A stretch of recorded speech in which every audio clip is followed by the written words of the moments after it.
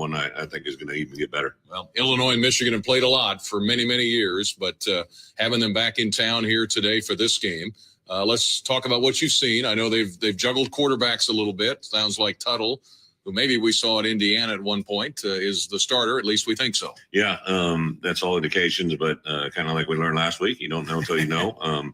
And I think the big thing is, Michigan is a very storied program. They got a lot of really good players. Orji, who had come in and started a lot of their games on the front end, is a very dynamic player, very gifted athlete. They got a lot of really good players around them defensively.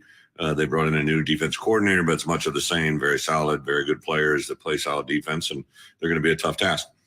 Well, did I see this right? That the one running back, Mullings, is a former linebacker. Is that right? Yeah, they converted, and obviously number 7's got a long history. I think the big thing that Michigan has is probably unlike any other time I've played them. Right now, they have some portal guys in there. They have some guys that have moved around.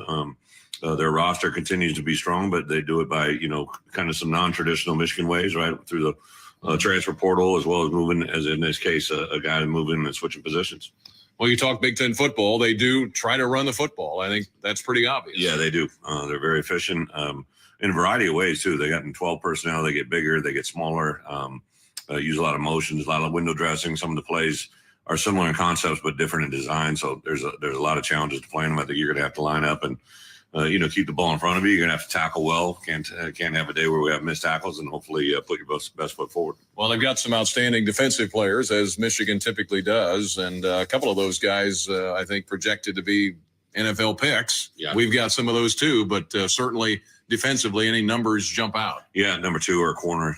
We've faced a number of corners that have played really well this year. I think he's very, very gifted. 55 and 78 up front. They're two of the best interior linemen that we'll see. They got a couple edge players. They got Jair Hills and one of their other corner that plays opposite of 2, and a guy that we recruited heavily out of here, who's from Kankakee area. So we're familiar with a lot of those guys, and even though we didn't get a chance to play them last year, they showed up a lot on film, and obviously this week to get refreshed with them after the hiatus from a year ago, it's been a fun week of preparation.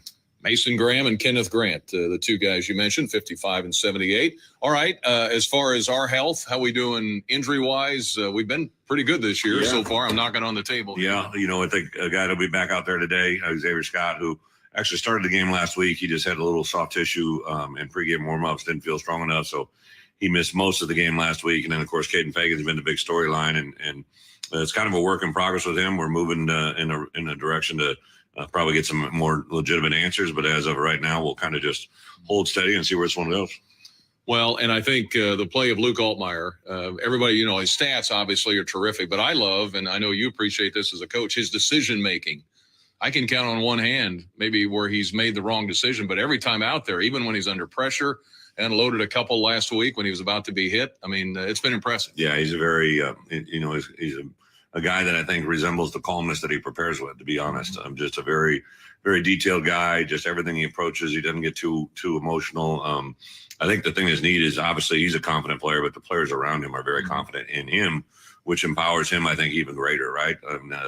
Sit and look at a 3rd and 17 last week with 14 seconds and have a deep over route that he knew was going to be there to Hank Beatty, and he scrambled up and through to his left and throw on the move to his left as a righty.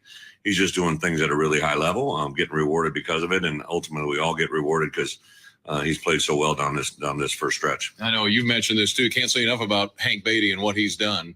Punt returns in that part of the game, but then making key catches. Yeah, Rochester's finest. Very intriguing young player. Just plays with incredible football awareness. In high school at Rochester, they're very successful. Derek Lennon there does a great job, but I'd say the things that he did in high school, he played multiple positions: wide receiver, quarterback, running back. Just that kind of shows up now. His punt return, I believe he's number 1 in the Big Ten, number 6 in the country. And then, of course, you got Pat Bryan and Zachary Franklin and a couple other guys. Malik Elzy, Tanner Arkin probably had his best game. Josh McCray, Aiden Fagan, and running back. When you have multiple players playing well at different positions offensively, it's really hard to spotlight one guy. Well, that'll be one of the keys today, is everybody play well. But what are some keys you look at as a coach against Michigan? Well, I think we got to be fast and physical. There's no doubt. They got good football players. For us to be able to excel and do the things we want, I think early down success will be really important. We stress that all week. So their offense and their defense, about 75% of their snaps in every game are first down, second down. So to be able to be successful on that many plays, that's going to be a huge deal. And then when those both offensively and defensively, 22% of their snaps have been third down. So their numbers aren't the same as far as the volume, but they're important, right? So if it's a 3rd and 2, a 3rd and 12, 3rd and 8, whatever it is, we got to be able to stop them. And if we're in that same situation offensively, we got to convert. All right. Hey, good luck out there. We'll talk to you after the game. Appreciate it very much. All right. It's a big day, Illinois and Michigan here, as we look at the Red Grange 100-year commemoration here today in Champaign. Keys to the game are next. That's next on the Whiffles Hybrids pregame show from Learfield. At Whiffles Hybrids, we know what it takes to win on the field. Commitment, teamwork, superior performance, and a daily focus on the 100 little things that separate the good ones from the greats. Whiffles is developed and tested right here in the Corn Belt so that we perform in the Corn Belt better than anyone else, just like you. Whiffles Hybrids is proud to support Illini football. Oski Wow Wow.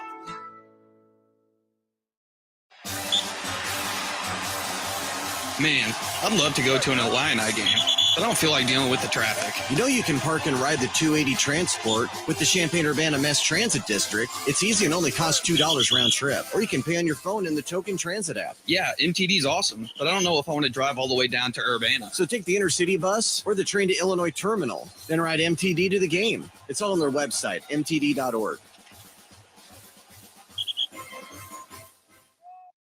This is the run my own business dream. This is the colleges paid for dream. This is the retire early dream. This is Busey, where your dreams and possibilities become moments through trusted guidance and expertise, through lifelong relationships.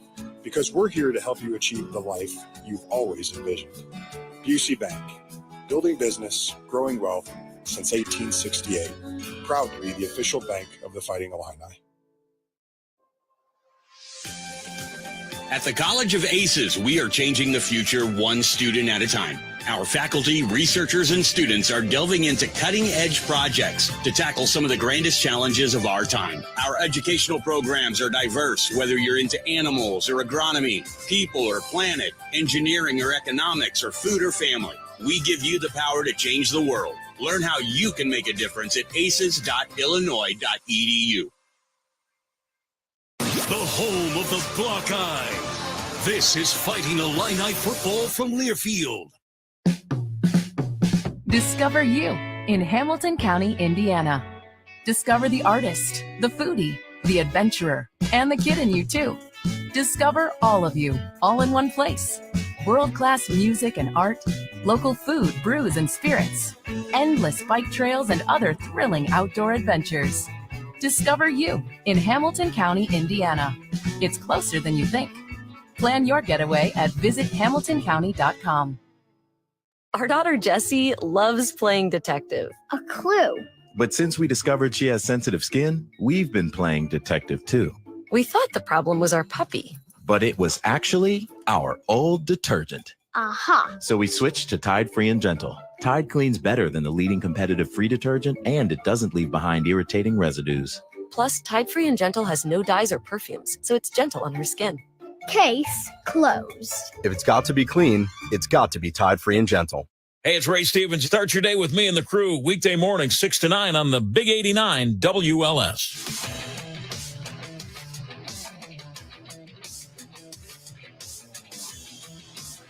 Back at Memorial Stadium in Champaign, we're getting set for Illinois and Michigan today, a battle of top 25 teams. We're inside of 10 minutes waiting for the teams to come back onto Zupke Field to get set to kick this one off.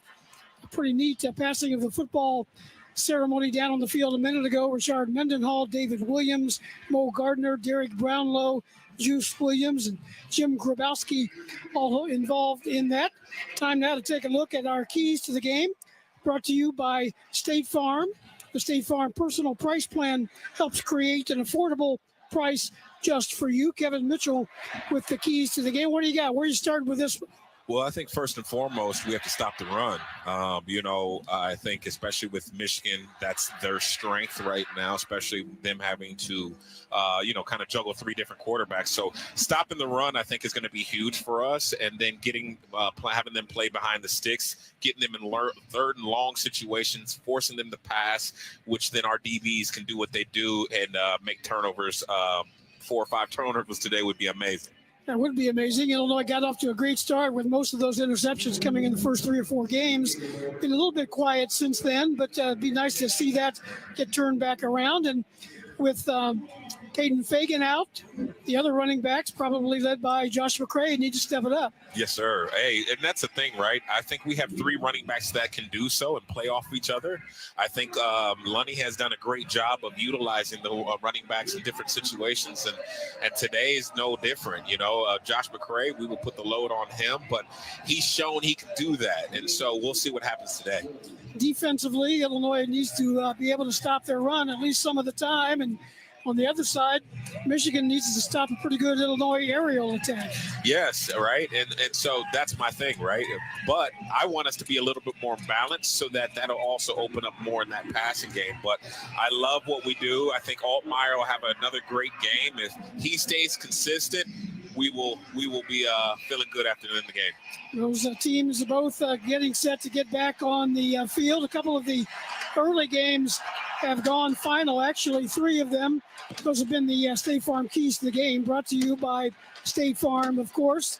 Nebraska lost at Indiana 56-7. The Hoosiers are 7-0 and in first place in the Big Ten. UCLA comes east and wins in Piscataway, New Jersey, 35-32. And Wisconsin makes the short trip to Evanston to take on Northwestern, and the Badgers win that one 23-3. These 2 teams will kick it off here shortly, with Michigan a slight favorite over the Fighting Illini in the 100-year anniversary of the dedication game. The stadium was rededicated yesterday. Should be a good one on a great afternoon for college football. This has been the Wiffles Hybrids pregame show from Learfield.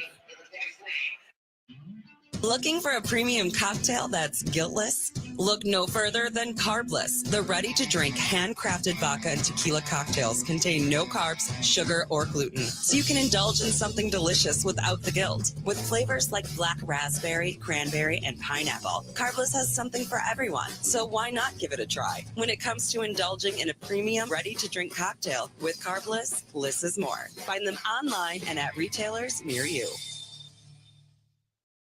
This is Coke Zero Sugar. Could I be the best Coke ever? Try and taste with your ears. Hear those bubbles? Imagine them tingling on your tongue. Fizzy deliciousness. Listen to that cascading liquid. A mouth-watering waterfall. Irresistibly tasty. Zero sugar. Crisp, refreshing, and ice cold. Is Coke Zero Sugar the best Coke ever? Try and decide. Illini football lives here. The Illini win it! This is Fighting Illini football from Learfield.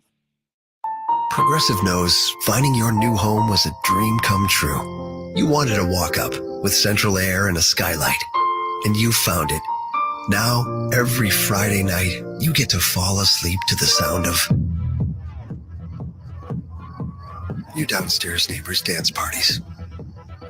Progressive can't save you from your noisy neighbors, but we can save you money when you bundle your home and auto with us. Get a quote at Progressive.com. Progressive Casualty Insurance Company, affiliates, and other insurers not available in all states. This season, get premium tech that inspires joy from Dell Technologies. Bring projects to life with the XPS 16. It delivers supercharged processing for enhanced productivity and freedom to express yourself. Performance-class Dell PCs with Intel Core Ultra processors deliver a dedicated engine to help accelerate AI. Enjoy free shipping, Dell rewards, and expert support. When you get a Dell PC with AI, it gives back. Shop now at Dell.com/deals.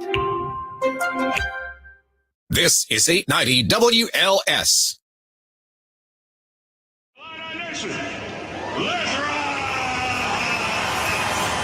Turn it up. It's game time. On the Busey Bank Illini Sports Network from Learfield. Getting it a block, 40, shove off 30, he might score 20, 10, 5, you by Carl, the official healthcare provider of the Fighting Illini, by your local Ford dealers, and by Whiffles Hybrids, fiercely independent since 1946. And they've got him. They sack him. The game is over. And they have stunned the Nebraska crowd here in Lincoln. Their 400 straight sellout. Steps up. Throws it. Ball is knocked down. It's loose on the field. The Illini have it. And the game is over. Let's go. Let's go. We do this, man. Here we go. Kickoff is just moments away. Now, here's the voice of the Fighting Illini, Brian Barnhart. And good afternoon, everybody, on a glorious Saturday, mid-October afternoon. It is Fighting Illini football as we welcome in a sellout crowd for Illinois and Michigan. 100 years plus 1 day since Red Grange ran wild over the Wolverines. The captains are at midfield, and we'll go down there to the coin toss here as Josh Whitman, the honorary captain for Illinois. The head and the tail.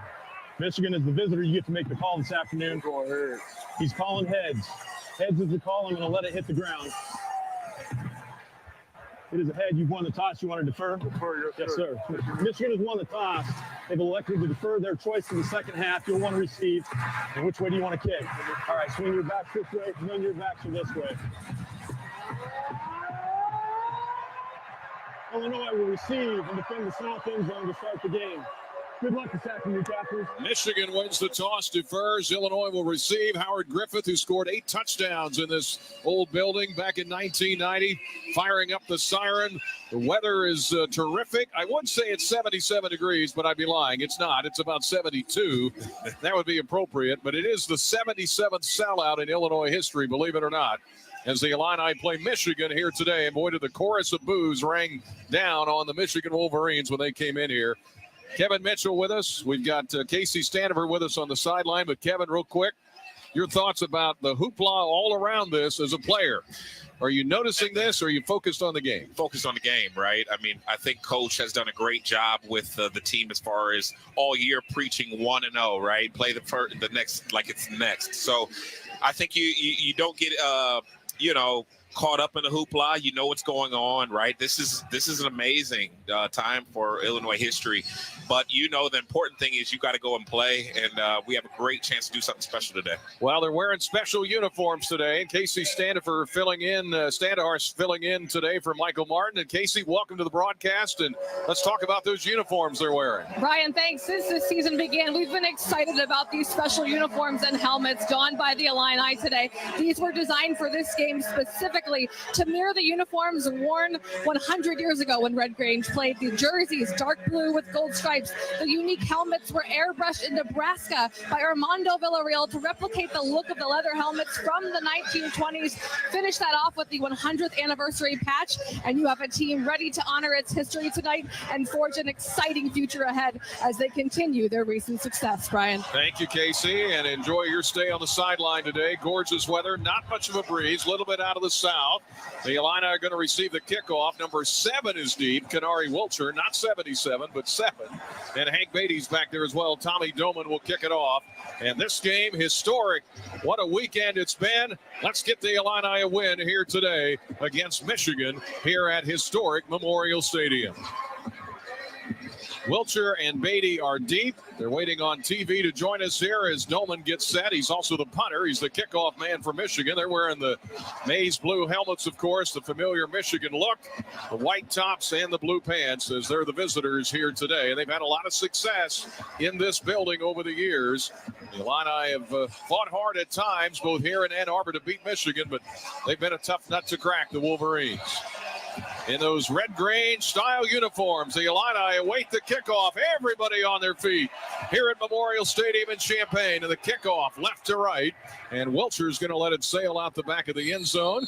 And the Illini will start 1st and 10 at the 25-yard line. Illinois, of course, beat Purdue in overtime, 50-49. We all remember what happened in the second half. Illinois led 27-3. And Kevin Mitchell, that game almost got away. Man, right? That was scary. Oh, my goodness. Yes. But the Illini had enough of the finish, and Dylan Rosiak with a sack to end the game, or at least the tackle way beyond the 20-yard line. And Luke Altmaier led him down the field. He leads them out there for the Illini offense here for their first snap of the game, right to left as we look down at Memorial Stadium. Laughrey gets the start at tailback.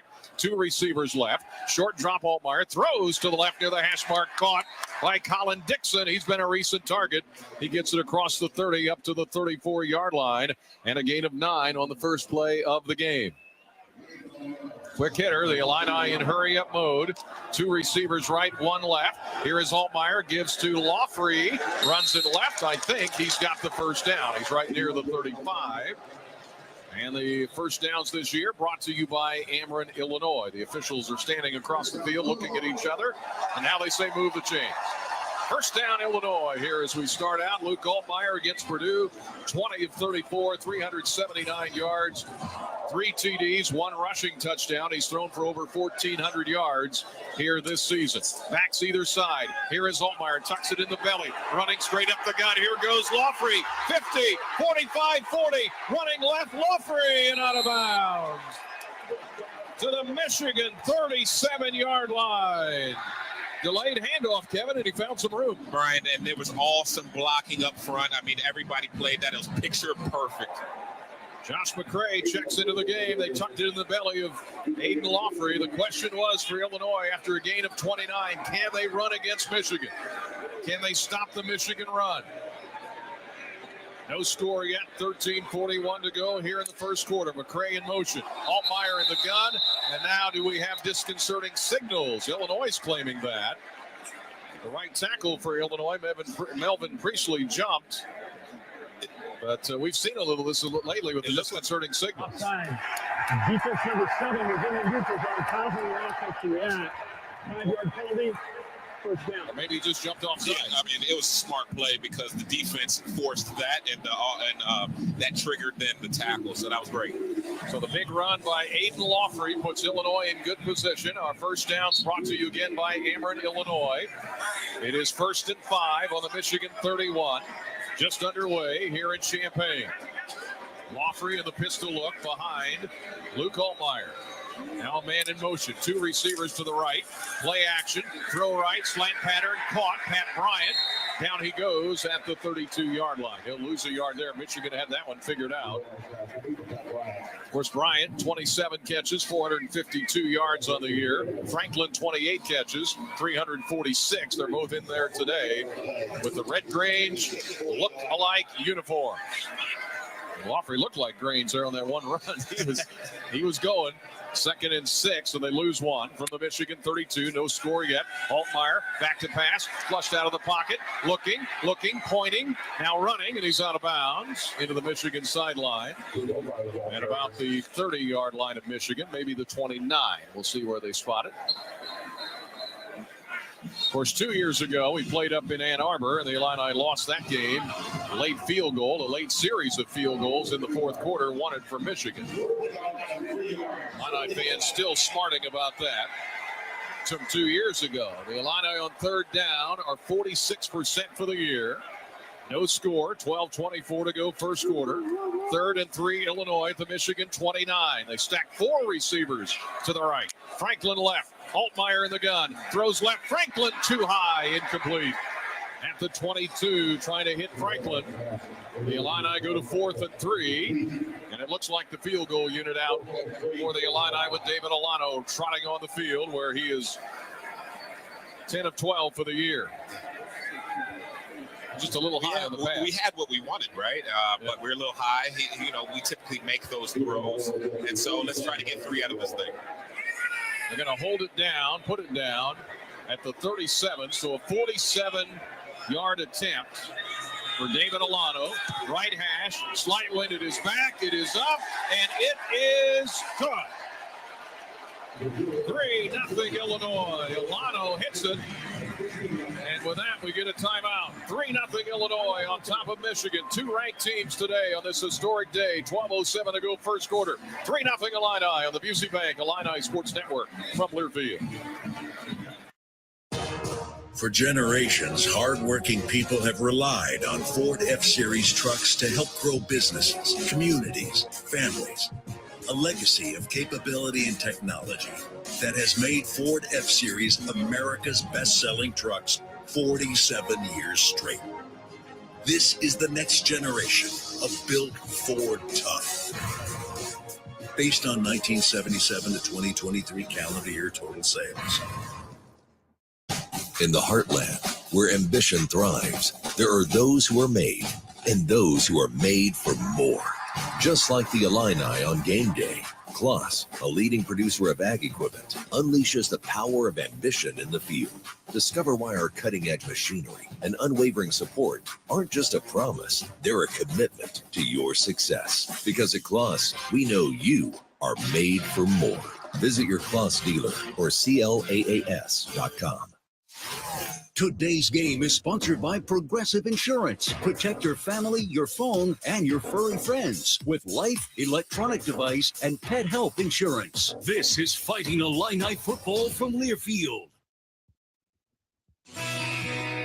With a strong foundation and commitment to quality, IBEW Local 601, Painters District Council 58, and the East Central Illinois Building and Construction Trades Council serve our local communities with pride and dedication.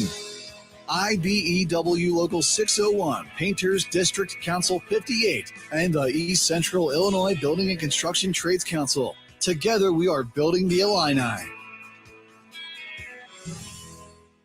Illinois fans, it's time to elevate your game day with Oski Light Lager, an ILL IPA, crafted by Distill Brewery just for you, the loyal Illinois supporter. Crisp, refreshing, and brewed with the spirit of the Illini and the heart of our alma mater. It's the perfect way to hail to the orange and blue. Whether you're at the game, tailgating, or cheering from home, Distill is a proud partner of Illinois Athletics. Please enjoy responsibly. Distill Brewery, Normal, Illinois.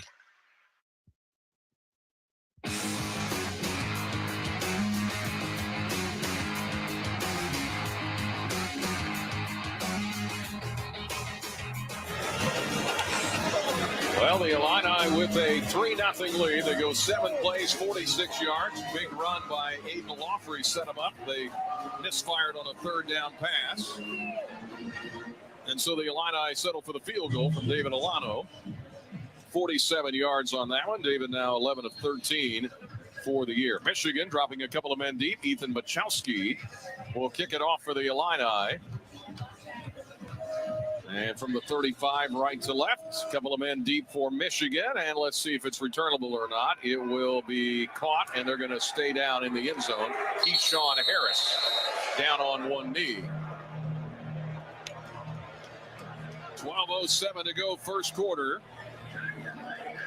Illinois with a 3-0 lead. The Michigan offense on the field. Jack Tuttle expected to be the quarterback, number 13. He was 10 of 18 for 98 yards. And in Seattle against Washington, that was his first action of the year, the former Indiana quarterback. How about the Hoosiers, by the way? 7-0 now with a win over Nebraska today. Illini defense up close, 1st and 10 at their own 25 for Michigan. Donovan Edwards is the back. Tuttle back to pass, throwing deep left, and it is going to be incomplete. Down around the Illinois 40-yard line, down the left sideline, trying to hit his intended receiver down there.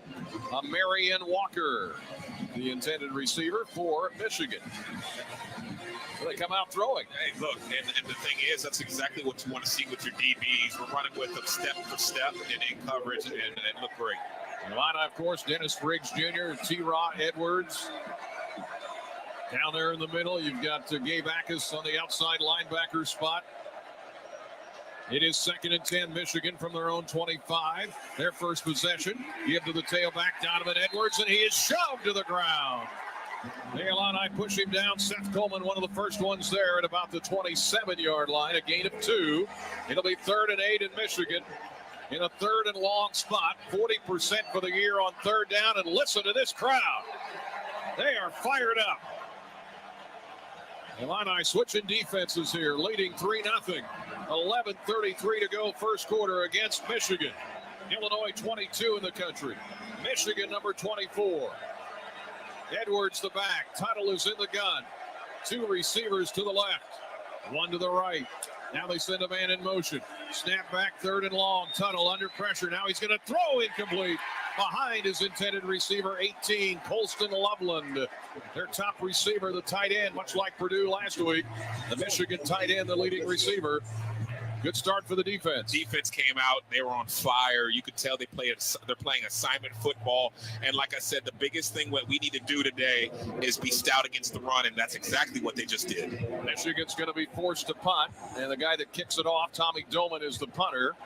Doman, 42 yards average, along of 58, 7 times 50 or more yards. Hank Beatty, deep back at his own 30 with Illinois up 3-0. They force a 3 and out on Michigan.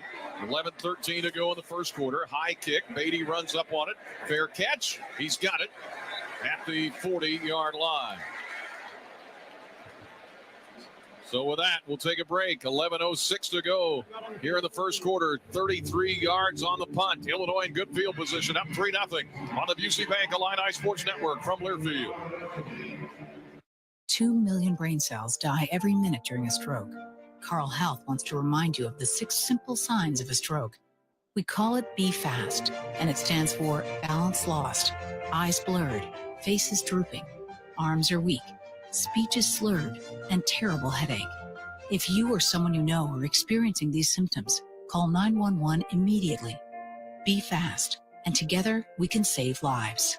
Learn more at carle.org/stroke.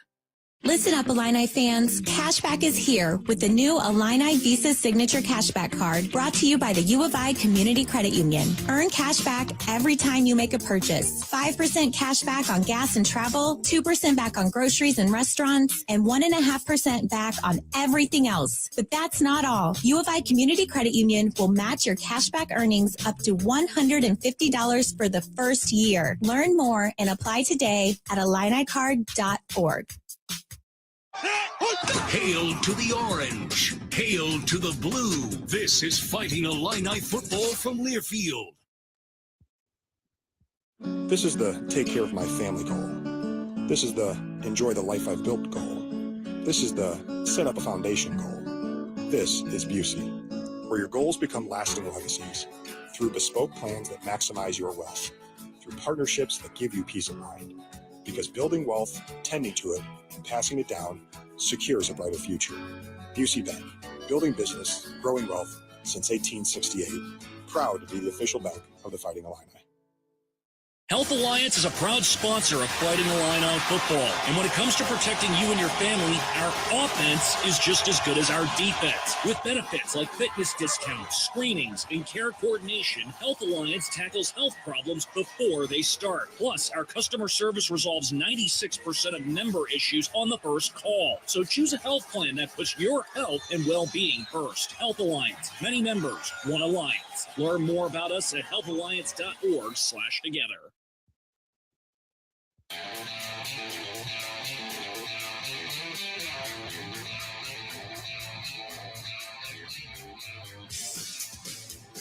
Today's game against Michigan, sponsored by your Central Illinois Toyota dealers. We're proud to have Toyota as the presenting partner for our 100-year rededication game today and a year-long celebration of Illini football. Toyota, let's go places. They have the flyover. They've got the special uniforms today.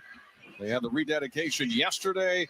They had the gala last night with all the great Illini players. And now the Illini have jumped out 3-0.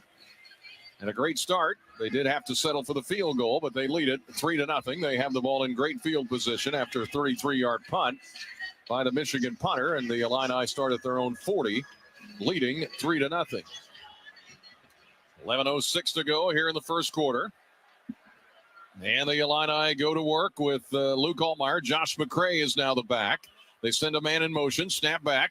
And here is Altmaier, throws it left, trying to hit Franklin, incomplete. Looked like a flag. Broken up. They do not drop a flag. And that was a complaint of a lot of fans last week that they didn't call enough defensive pass interferences on the opponent.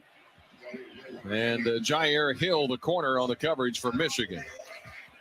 Brian, you know I'm biased now, but there was some contact before with that left back arm. All right, 2nd and 10. Yeah, you might be biased. Here's McCray to the right. 2 receivers left, including Hank Beatty in the slot. Now they pull everybody in a little bit tighter.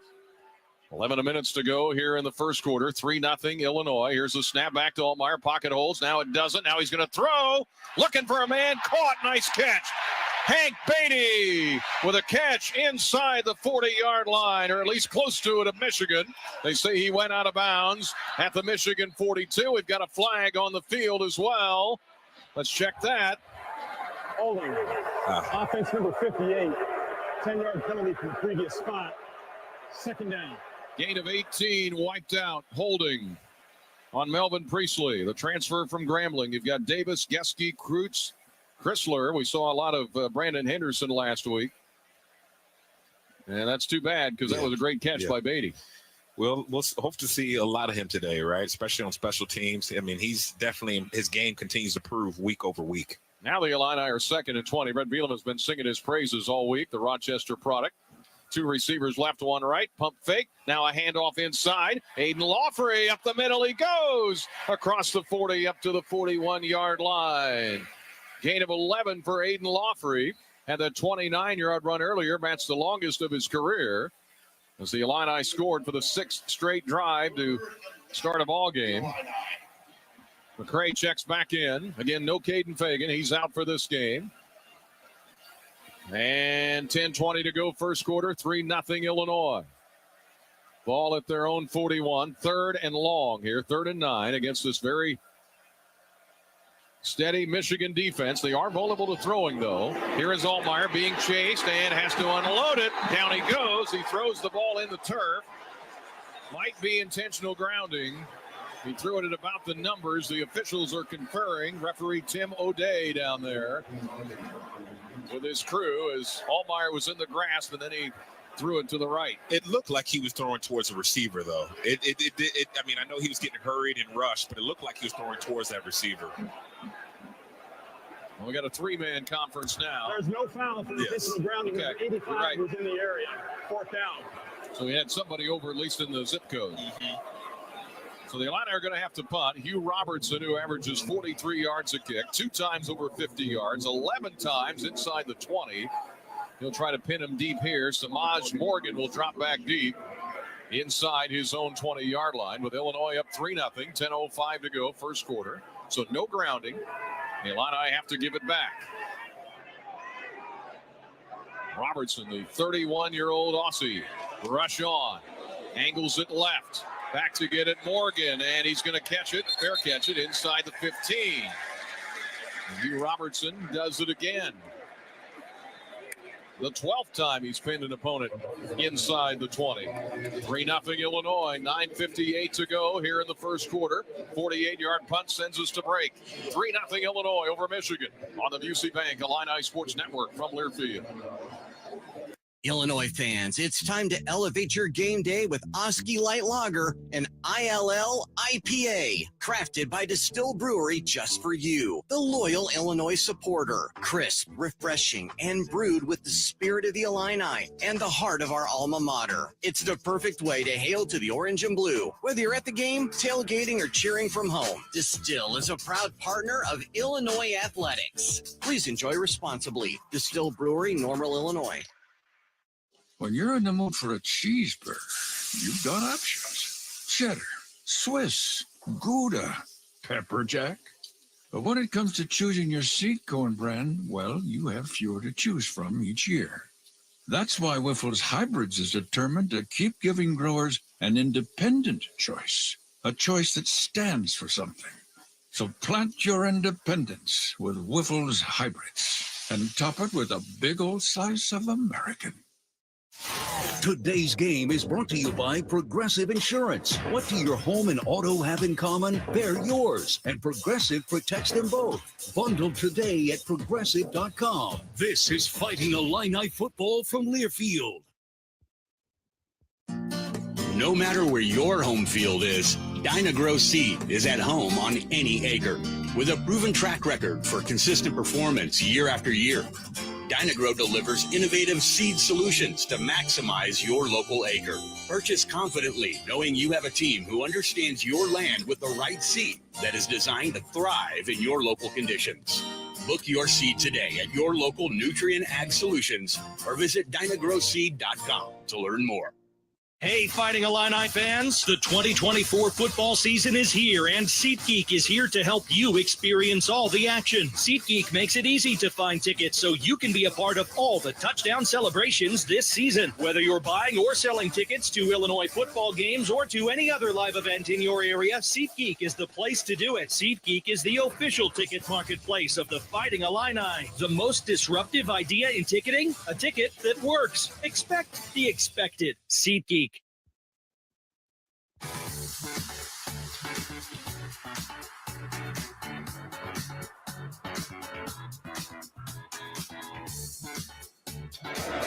Total yardage, Illinois 52, Michigan 2 after the punt. Pins them deep in their own territory, their own 11.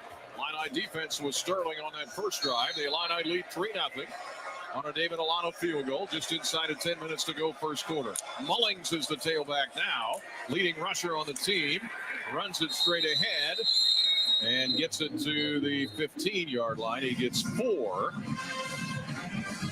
And, of course, I mentioned Mullings. He's a former linebacker. Now playing at running back. I don't know how often you see that change. Well, I mean, it's one of those things, too. I mean, it almost reminds me of that Penn State player. Yeah. He used it Tyler Warren. in every situation. So, multi-talented. 2nd and 6, Michigan. 9:41 to go first quarter from their own 15-yard line. On the outside, Akis. He comes running in as they do the handoff. Mullings up the middle, 20, 25, and he got a first down up to the 26. Seth Coleman on the stop, a gain of 11 for a first down for Michigan. Let's pause 10 seconds for station ID. Back in 10 seconds for station identification. This is Illinois football from Learfield.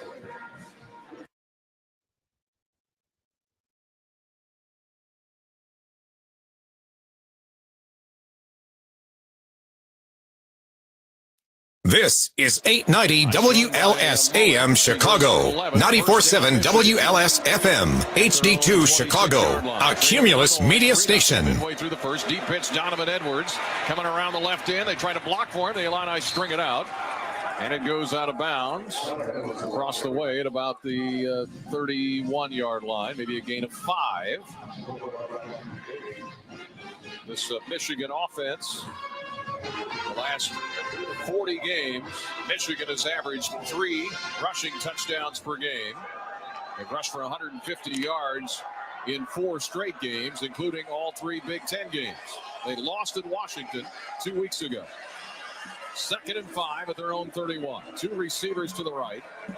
The quarterback is Tuttle, the former Hoosier, throws screen pass left, caught. Morgan runs it up towards the numbers and gets it up to the 34-yard line, a gain of 3. It'll be 3rd and 5, or 3rd and 2, I believe. Is it 3rd and 2? I think so, yeah. 3rd and 2 on their own 34. Crowd trying to help out the Illini defense on a sun-kissed October afternoon. Well, this place has been ready to go all weekend. They are jammed in here. A little bit of Michigan mixed in there, and the maize and blue across the way in the corner. Here we go, 3rd and 2, Michigan. On their own 34, trailing 3-0 in the first. Quarterback is Tuttle. Now what? Timeout, Michigan. Timeout, Michigan. They're first of the half. This will be a full timeout. All right, so we'll take a break with them here. 3rd and 2 when we come back, I believe, right? We do have a timeout. The red guy's out there. All right, back after this, 7:26 to go. First quarter, 3-0 Illinois over Michigan on the Busey Bank Illini Sports Network from Learfield. This is Coke Zero Sugar. Could I be the best Coke ever? Try and taste with your ears. Hear those bubbles? Imagine them tingling on your tongue. Fizzy deliciousness. Listen to that cascading liquid. A mouth-watering waterfall. Irresistibly tasty. Zero sugar. Crisp. Refreshing. And ice cold. Is Coke Zero Sugar the best Coke ever? Try and decide. Another summer by a campfire, catching the sun on your favorite lake, going to your favorite ballpark. It's all better with a guilt-free premium cocktail. Carbless crafted vodka and tequila cocktails are ready to enjoy anywhere you find yourself this summer. Carbliss has 0 carbs, 0 sugar, is gluten-free, and only 100 calories. Experience bliss without the guilt. Black raspberry, lemon lime, or pineapple. Don't let your summer fly by without one. Discover Carbliss online or at a retailer near you. This is Fighting Illini football from Learfield. Can we cure cancer? What can we learn from history to make a better today? What in our culture and biology makes us unique? How can I change the world? The College of Liberal Arts and Sciences at the University of Illinois is asking the big questions that lead us all forward. LAS students, faculty, and alumni find the answers through research, creativity, and personal growth. You have questions? Seek your answers in LAS. Find out more at go.illinois.edu/LAS. For generations, hardworking people have relied on Ford F-Series trucks to help grow businesses, communities, families. A legacy of capability and technology that has made Ford F-Series America's best-selling trucks 47 years straight. This is the next generation of Built Ford Tough. Based on 1977 to 2023 calendar year total sales.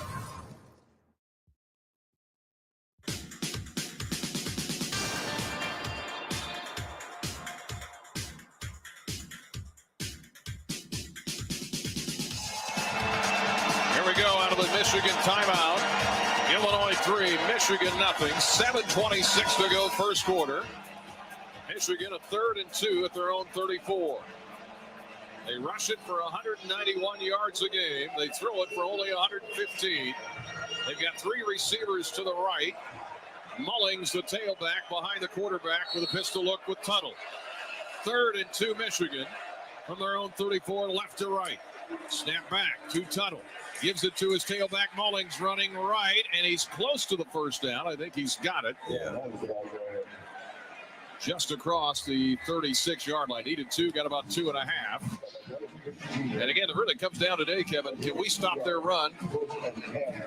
Can we run the ball? That's it. I mean, if we do what we need to do on defense as far as stopping that run, we'll be just fine. Didn't stop them there, though. Got about 2.5. Michigan with a first down. Total yardage for them up to 28 now. At their own 37. 6:50 to go first quarter. 3-0 Illinois. Tuttle is in the pistol look. Mullings behind him. Going to fake to Mullings. Going to throw left. Got a man open. And he overshot him. At the Illinois 40, Loveland, the tight end, just letting too much. His passing's a little off. It is, but we knew that coming in, right? They're going to be one-dimensional. But once again, like last week, we can't give them those big plays by not just focusing on what we have to do. When you have to be in coverage and you have to be the deepest of the deepest, that means you have to be deepest of the deepest. Xavier Scott, good to see him back out there on the coverage. He was left the game last week. 2nd and 10 Purdue at their own 37. In the sunshine here at Memorial Stadium. Tuttle sends a man in motion. Snap back to him. Going to keep it. Run it right. 40, and down he goes. Good hit down there by Matt Bailey. The safety drops him at the 41. A gain of 4. We saw a little what Purdue did last week. Right. A little option. He just took it. But it was good. If the quarterback's going to run, let's make him pay for it. All right, here we go. 3rd and 6. They're 1 of 2 on 3rd down of the Wolverines. Illinois with the lead, 3-0. On a David Alano 47-yard field goal on their opening drive. This is the 8th play of this drive for Michigan. 3rd and 6. Here comes the crowd. Student section waving their towels.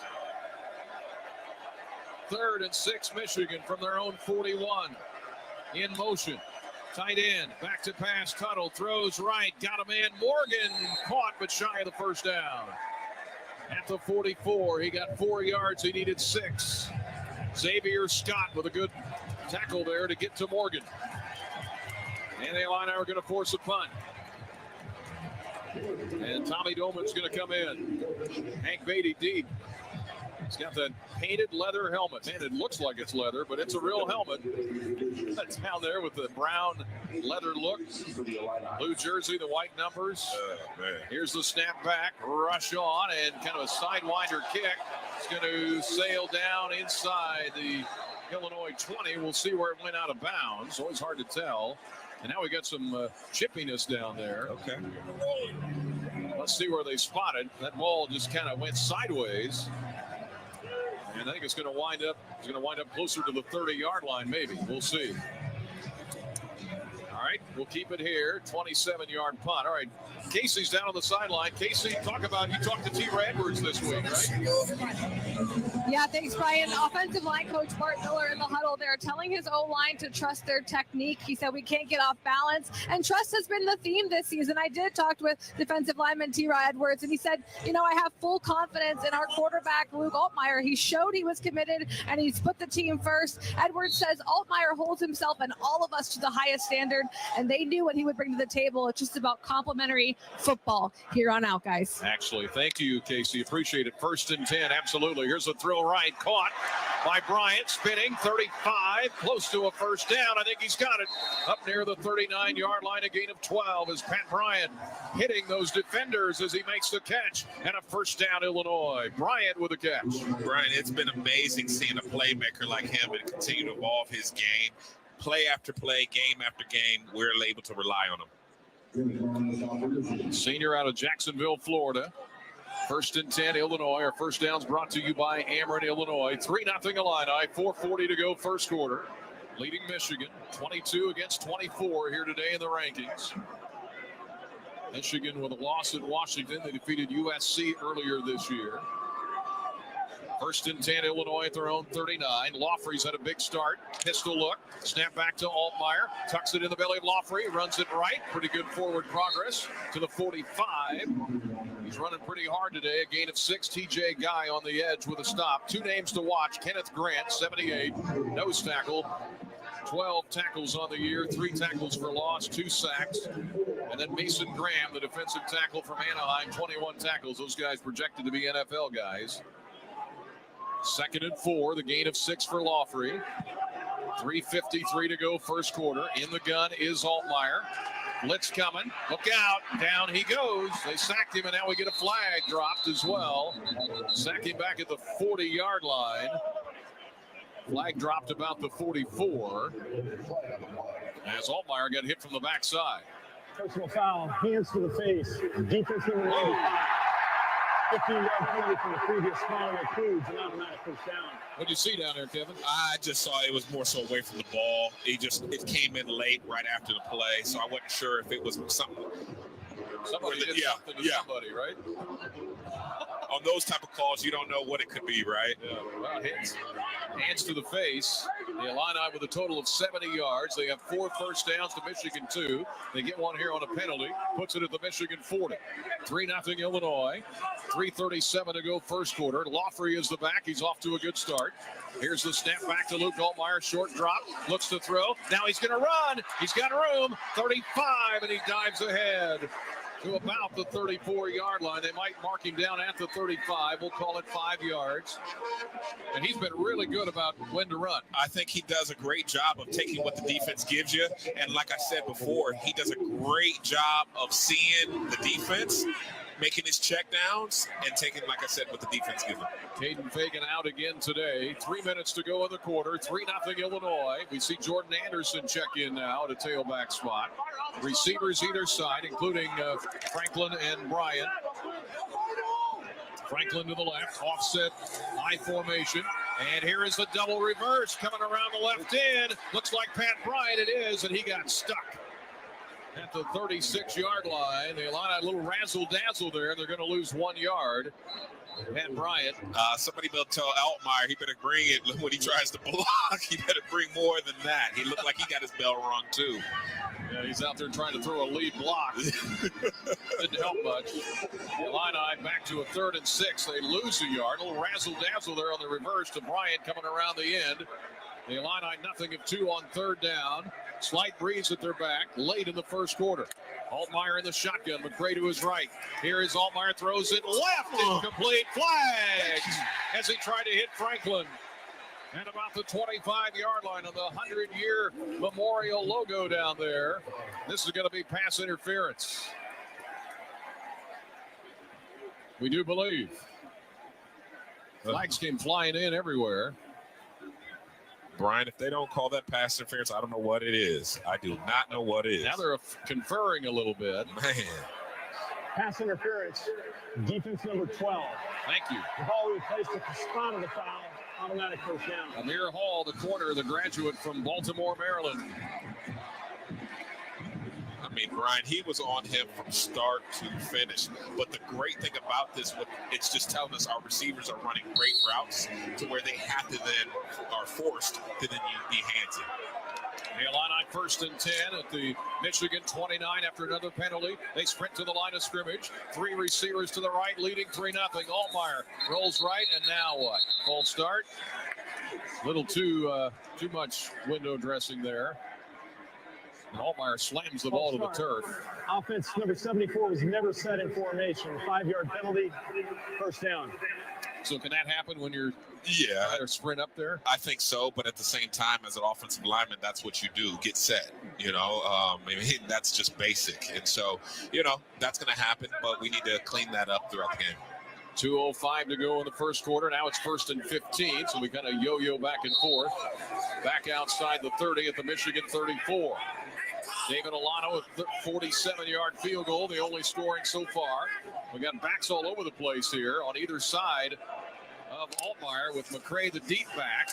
And McCray's going to get the handoff, spins his way through a bunch of white shirts, dives down to the 33, got a yard. Inside of 2 minutes to go in the first quarter. If you'd like to be able to sync us up, you can do that. Sync up to the TV in the comfort of your own home. Go to syncmygame.com, syncmygame.com. All right, the Illini are 2nd and 14 at the Michigan 33, right to left. In the sunshine here, leading 3-0. 2 receivers right, 1 to the left. Altmaier sends Tanner Arkin in motion. Back to pass, looking to throw. Now he throws, incomplete. Into traffic, looked like Colin Dixon it was at about the 23. He could have run that one maybe. Yeah, but I think that's one of the things you still, at some point, you don't always want to run. But I think that was one of those situations he had at least 5 yards in front of him. I think he could have got. He's made some really good decisions. Casey talked about that and the confidence the team has in him. 3rd and 14. Josh McCray in there. 3 receivers to the right. Winding down here late in the first quarter, Illinois up 3-0. Altmaier so far is 3 out of 7 for 20 yards. 3 receivers right. McCray to his left in the backfield. Back to pass. Rush coming. Throws left. Got him in. Caught. First down almost. Franklin with a catch down about the 20. Needed the 19. He tucked in there just a yard shy. A gain of 13. Now it's 4th and 1. I'm guessing the crowd wants to go for it. I'm going for it. I think right now, because of their offense and the way they're moving it, and on top of that, Michigan hadn't shown too much, and so we'll see. Total yardage, Illinois up to 88. The Illini going for it on 4th down. They're 4th and 1 at the Michigan 20, just outside the Carl red zone. As we go at it, they're 5 of 8 on 4th down this year. This would be a big one. Leading 3-0, Altmaier under center. Will they sneak it? He sends a man in motion. Goda. Now he's going to turn. Give it to McCray. He does not get it. He does not get it. The deep handoff, we thought he might sneak. They push it back to the 22-yard line, and the Illini come up empty. A loss of 2. That took a while to develop. It did. I wish it was more just direct downhill, right? But at the same time, I think that was the right call. Now we just got to pin them back down here and get good field position off of a punt. Michigan a win over Fresno State to start the year. They only led 10-3 at the half, led 13-3 at the third quarter. They lost to Texas 31-12.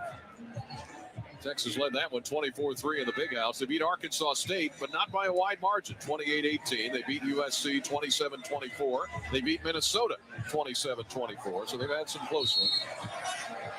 1st and 10 after they stop Illinois on downs.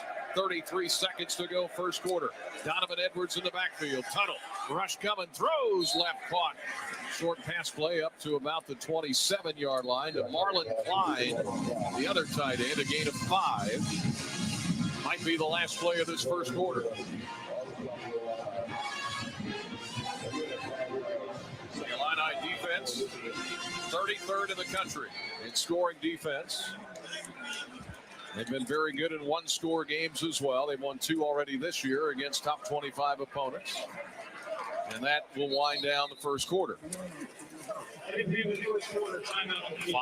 First quarter score at the end of the quarter, Illinois 3, Michigan nothing. Second quarter coming up next from Champaign on the Busey Bank, Illini Sports Network from Learfield. It's time to trade up. A job is just a place you go to work. A career is a path that moves you forward. Trade your job for a career in welding, HVAC, medical assisting, dental assisting, and more with hands-on training at Midwest Technical Institute. At MTI, you don't just get an education. You learn a valuable set of skills you can build on for a lifetime. It's time to trade up. Get the training you need for your new career at MTI. Our beloved veteran-owned 8% Hard AF Seltzer is now available in every single stadium on game day at the University of Illinois. Also, check your local stores for our Illini Orange 6-packs and 12-pack variety packs featuring watermelon, peach, blue raspberry, and green apple today. To find your favorite location, check our store locator at hardafseltzer.com. Today's game is brought to you by Barbasol Shaving Cream. Feeling great starts with a great shave, and a great shave starts with Barbasol's thick and rich moisturizing lather. Start your day off right with Barbasol. This is Fighting Illini football from Learfield. At Busey Wealth Management, we're proud to partner with individuals, families, and foundations, ensuring possibilities become achievements. From preserving and enhancing your assets to securing your legacy for future generations, we're focused on your success. Busey Bank, building business, growing wealth since 1868. Proud to be the official bank of the Fighting Illini, member FDIC.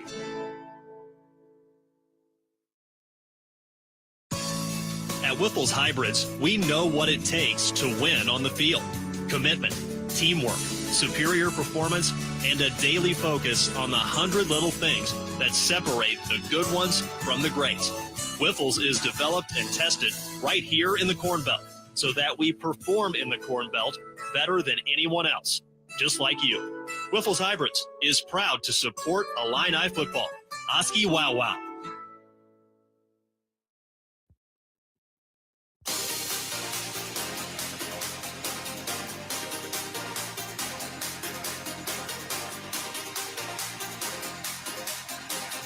Ryan Barnhart with Kevin Mitchell up here in the booth. Casey Standohar down on the sideline for us. Ed Bond, our engineer. Steve Kelly, Scott Beatty, Michael Kaiser, Mark Schultz, all with us here today. Scott Beatty helping us out with some extra stuff. 2nd and 5. And the Illini went for it there on 4th down. Now, Michigan only gives up, I looked it up here, 76 yards a game on the ground. So it's hard to run on them, and they, to their credit, they stuffed us. But you like the decision to go ahead and go for it? I do, because the way we're playing on both sides of the ball, I mean, I think it's one of those plays where also, yeah, you'd like to get some points, but at the same time, I don't think that hurts you. Today's game brought to you by College of Aces, improving lives and sustaining the future. And also brought to you by the MTD, whether it's riding the bus for your morning commute, shuttling to an Illini game, advertising on their fleet, looking for a fulfilling job, MTD can help. Visit mtd.org to find out more. All right, sunshine across the field, about 72 degrees here as we started the ball game. We're now in the second quarter, 2nd and 5. Michigan spreads the field. They're going from right to left now with a slight breeze at their back. Tuttle will spread it. Donovan Edwards in motion. Now he comes to the right of the quarterback, Tuttle. 2nd and 5 from their own 27. Here's the snap back to Tuttle, gives to Edwards, and he is dropped right at the 25-yard line. What a great tackle down there by the Illini defense. For a loss of 2, that Ezekiel Holmes grabbed him. It looked like a great call. I mean, a great call by Coach Henry. These guys are playing. Like I said, this would be a great situation if we hold them down here and, like I said, get a punt and get good field position. Now the players saying, come on, crowd, help us. 3rd and 7. Michigan 1 of 3 on 3rd down from their own 25 after the loss of 2. Edwards the back. 2 receivers right, 2 to the left. Now man in motion, snap back to Tuttle, blitz coming, he's in trouble, and now he eludes the sack. Now he fumbles it, it's loose on the ground. The Illini have the takeaway. The Illini come up with it on the fumble. Recovery for the Illini as he dropped it, as he was headed for the first down. Tuttle, and the Illini have a turnover. What a hit. Oh, man, it was great. And the thing is, the defense is flying around, and that's exactly what we need if we want to come out on top today. What amazing play. Number 45, Malachi Hood. Looks like fell on it. We've not seen a lot of him this year, but he's the one that fell on it, trying to see who stripped it. It looked like Gabe Atkins. Yeah, Gabe Atkins stripped it. The Illini have it back. And the Illini get a takeaway. And if they're going to win this game against Michigan, they're going to have some of those. And they got one right there with the strip and the recovery. McCray in the backfield now for Altmaier, as Illinois will start at the Michigan 38, leading 3-0 early in the second quarter. Snap back to Altmaier, gives to McCray, big hole up the middle, 35-30, running left, he's got a first down. To the Michigan 27-yard line for Josh McCray, gain of 11. Came in with 181 yards, 3 touchdowns. He had 3 touchdowns last week, 2 rushing, another Amherst, Illinois first down. Illinois at the Michigan 27. Altmaier back to pass on first down. Lob deep for Franklin, incomplete. And we're going to get another pass interference as he tugged on the jersey of Franklin, the defender back there. Amir Hall, the corner. Pass interference, Michigan. Let's get our official call. Pass interference. Defense number 12. 15-yard penalty from the previous spot. Automatic first down. Number 12, the guilty party, Amir Hall, the corner. The Illini move to the Carl red zone and deep into it. Brought to you by Carl Health. 3-0 Illinois. The Illini 1st and 10 at the Michigan 12. 13:42 to go first half. Golden opportunity here after they failed on 4th down. They get the fumble recovery and the turnover. Hood with the recovery. Tailback is McCray. Altmaier in the gun. 2 receivers to the right. And here's the give to McCray up the middle to the 10. Crashes down to the 80, gets 4 on the carry for Josh McCray, who had 78 yards last week. Big number 6.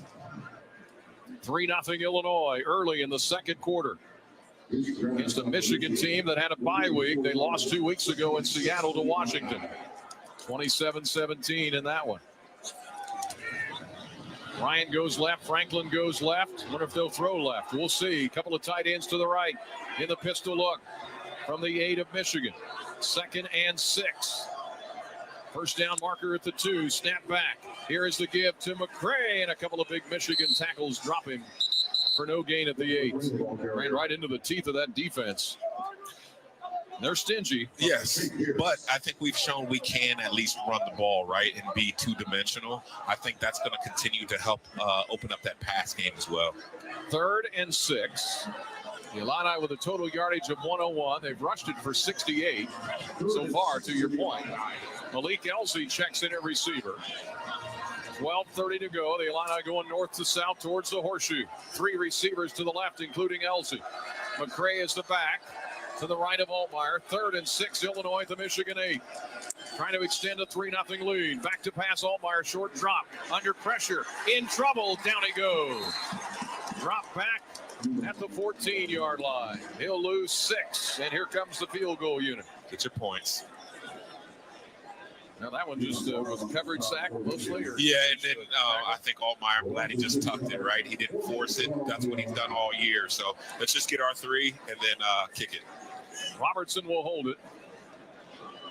And Olana will try to kick it. This one a little shorter. He'll put it down at the 22. 32-yard kick from just inside the right hash to the south end to make it 6-0. Snap back. Hold good. Kick in the air. It is up, and it is good. He's 2 for 2. And the Illini lead is 6-0 over the Michigan Wolverines. Back to Memorial Stadium in a moment. 11:35 to go in the first half. Illinois 6, Michigan 0 on the Busey Bank Illini Sports Network from Learfield. Seeking quality materials for your upcoming project? Kirchner Building Centers is here to help. Our sales team excels in handling all your special order needs, from custom cabinetry to unique siding, windows, and doors. No matter how specialized your request, we'll work with you to find the perfect solution.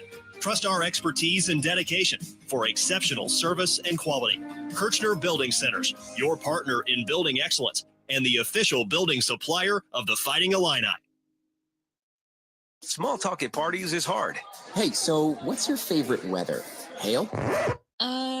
Luckily, enjoying Neutral Vodka Seltzer is refreshingly simple. It's the tasty seltzer made with real vodka and real fruit juice. With a variety of flavors like pineapple, orange, black cherry, and watermelon, there's something for everyone to talk about. Anyone know the difference between black cherries and regular cherries? Vodka, seltzer, real juice. Neutral. Keep it tasty. Enjoy responsibly. 2024 Anheuser-Busch Neutral Flavored Vodka and Carbonation, St. Louis, Missouri. The Galloping Ghost lives on. This is Fighting Illini football from Learfield. Jake from State Farm. I just beat my running PR, so I'm celebrating with the Banana Bonanza smoothie. Hey, and you can keep celebrating when you create an affordable price just for you by bundling your home and auto with the State Farm Personal Price Plan. Go bananas. I will. Hey, make it a large. Bundling, just another way to save with the Personal Price Plan. Like a good neighbor, State Farm is there. Prices are based on rating plans that vary by state. Coverage options are selected by the customer. Availability, amount of discounts and savings, and eligibility vary by state. For generations, hardworking people have relied on Ford F-Series trucks to help grow businesses, communities, families. A legacy of capability and technology that has made Ford F-Series America's best-selling trucks 47 years straight. This is the next generation of Built Ford Tough. Based on 1977 to 2023 calendar year total sales.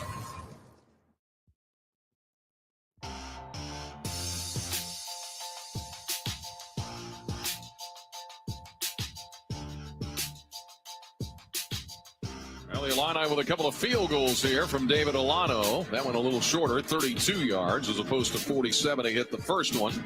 The Illini cash in the fumble recovery, their third fumble recovery of the year. Malachi Hood came up with it on the strip by Akis, and the Illini cash it in 3-0. I think the Illini coaching staff felt like if they can get 100 yards rushing against this Michigan defense, they're going to have a shot to win the game. I think so, because also they're going to get the passing yards. So if we can be more balanced, I think we'll be all right. Chowski to kick it off. Couple of men deep. Keyshawn Harris was back there. And this one is going to boom to the back of the end zone. It'll be down on one knee, and Michigan will start 1st and 10 at their own 25. When you're out of town, want to keep up with live college sports, be sure to download the free Varsity Network app, available for both Apple and Android. Listen to college sports live with the Varsity Network app.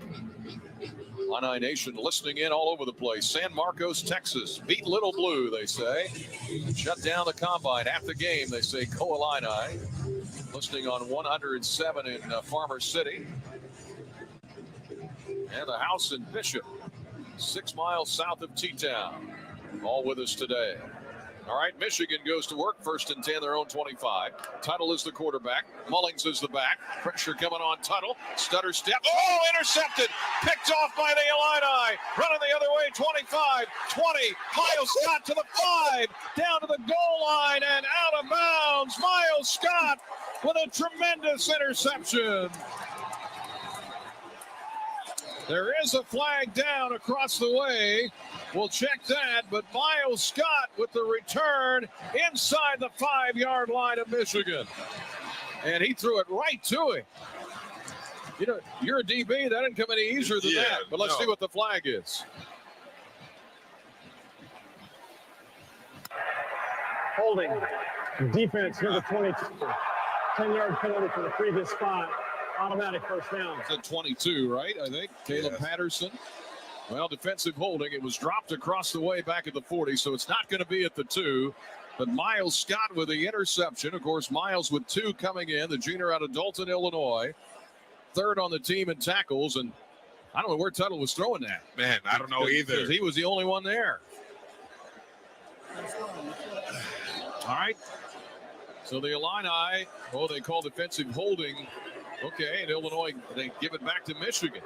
So defensive holding before the interception. All right, we need to clarify that. Michigan has the ball. The Illini crowd thought they were getting it. Quick throw by Tuttle, and it's dropped incomplete by 44 Max Bredesen. So the Illini do not get the pick. They called it before the interception. The good thing not about on the return. The good thing about all of this, we still have that momentum. We're making plays on the ball. We're still flying around. So I feel good where we're at as a defense. So Michigan keeps it, and the first down throw goes incomplete. 11:05 to go, first half. 6-0 Illinois on 2 Alano field goals. Mullings is the back, 2 receivers left. And now Tuttle is in the gun. He's going to give it to Donovan Edwards around the right end. 40, fumbles the ball. Miles Scott picks it up. He's got a turnover now. They're not going to take that one away. Fumble recovery, Illinois. Miles Scott scoops it up. And the Illini have another takeaway. This one, I think, will count. I don't see any flags. I tell you what, they came up and stuck them, and that's what caused. Oh, nice. All right, we'll take a break. We'll look at it, tell you who did it. Looked like maybe Max Rusetich in there. We'll take a break. 6-0 Illinois. This turnover counts on the Busey Bank Illini Sports Network from Learfield. Moments like my daughter telling me a new joke mean a lot to me. But after being diagnosed with metastatic breast cancer, or MBC, which is breast cancer that is spread to other parts of the body, they mean even more. I take Ibrance, Palbociclib. Ibrance 125 milligram tablets with an aromatase inhibitor is for adults with HR-positive, HER2-negative MBC as the first hormonal-based therapy.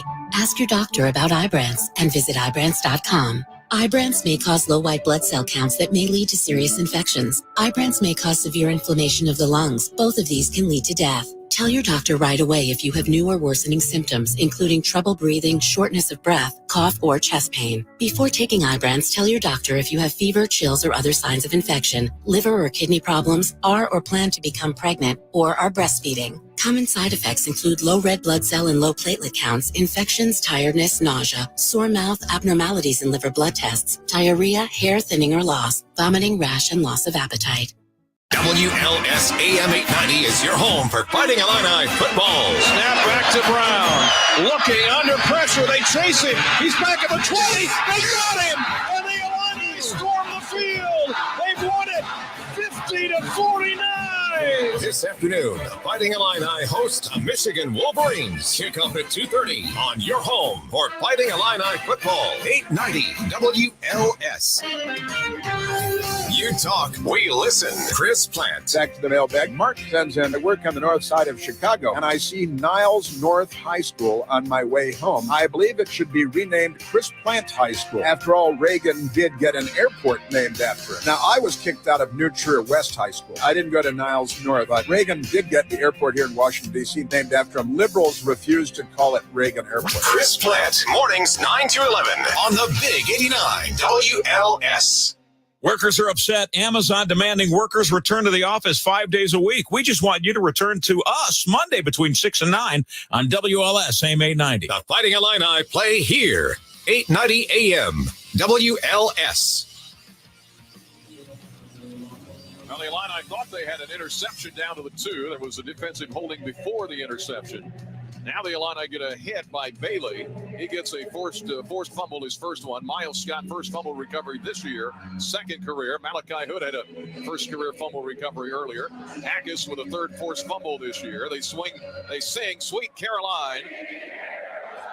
You hear that? That always works in a big crowd like this on a gorgeous day. Illinois up 6-0. Feeling good about this, Kevin, but I'd like to punch it in the end zone. Yes. I mean, you want to obviously come out of these situations with 7, but let's at least get 3, right? I mean, this defense is flying around, and now this offense, our offense is going to just have to capitalize, which I know we will. Wisconsin won at Northwestern today, 23-3. UCLA defeated Rutgers. How about that? 35-32. Illinois up 6-0 on Michigan here. They have it back at their own 49 after the fumble recovery. On the hit by Bailey, handoff, Lawfrey running right and now left and shoved that way by Amir Hall and others for Michigan. 30 was in there, Jimmy Rolder, the linebacker, 2, and a loss of 2 back to their own 47-yard line. So this Michigan defense, Ernie Hausman, the middle linebacker, number 1 on the team in tackles. Barham, the will linebacker. Butkus List. Will Johnson, defensive MVP of the title game in 23, a 15-0 Michigan team a year ago. They spread the field for Luke Altmyer, 2nd and 12 from his own 47. Throws it right, and it bounces incomplete, trying to hit Lawfrey. A long pattern here on the near sideline, incomplete at the Michigan 48. And now it's 3rd and 12. That one just never really was close. Altmyer, 4 of 9 for 33 yards. The Illini have rushed it with Lawfrey 5 times for 45, including a big one of nearly 30 yards for Lawfrey early on the opening drive. McCray is in there now. Illinois left to right. In the shadows now of the state of Illinois. 3rd and 12. Here is Altmyer back to pass. Time, slings, left, diving catch. First down, it looks like Illinois. And it's caught. Franklin with a catch at the 40-yard line. He needed 12. He got 13. And boy, is he good at that. Man, the thing is, what I love about what you just saw was the quarterback and receivers are in sync. Those timing routes are on point, and that's why we're getting these chunk plays. Franklin got his first Illinois touchdown last week, the 39th of his career, with a first down catch there. 1st and 10, Illinois up 6-0 on the Michigan 40 after the turnover. 9:45 to go in the second quarter. Play action. Here is Altmyer. Faked a handoff. Now he's going to run. 40, 35, 30, and out of bounds. First down, Luke Altmyer. He was chased around a bit, and the initial handoff looked to be maybe a busted play to McCray. McCray wasn't supposed to be there, and then Altmyer turned and ran to the right. He's a good enough athlete to make something out of nothing, and he's playing with confidence. I love it. Gain of 14 for Luke Altmyer. First down, Illinois. Brought to you by Ameren.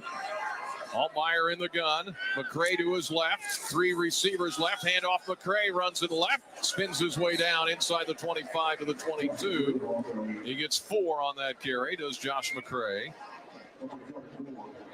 Best game this year for him, 54 yards against Central Michigan, which had a big game last week with the 3 touchdowns. 6-0 Illinois.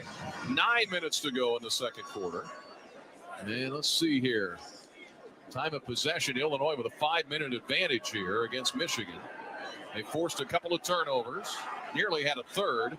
3 receivers left. 2nd and 6. McCray is the back. Altmyer in the gun. He is going to keep it running left. 15-yard line and down to the 13 almost for Illinois. And a first down. He went left. Everybody else went right. A gain of 9 for Altmyer. What a great read by Altmyer. Right now we have the defense on their heels, and now we're in a better position to get 6. Love the way they run in those uniforms. Just the way they slash. Yeah, it just right? looks so 1920s, doesn't it? Really fun.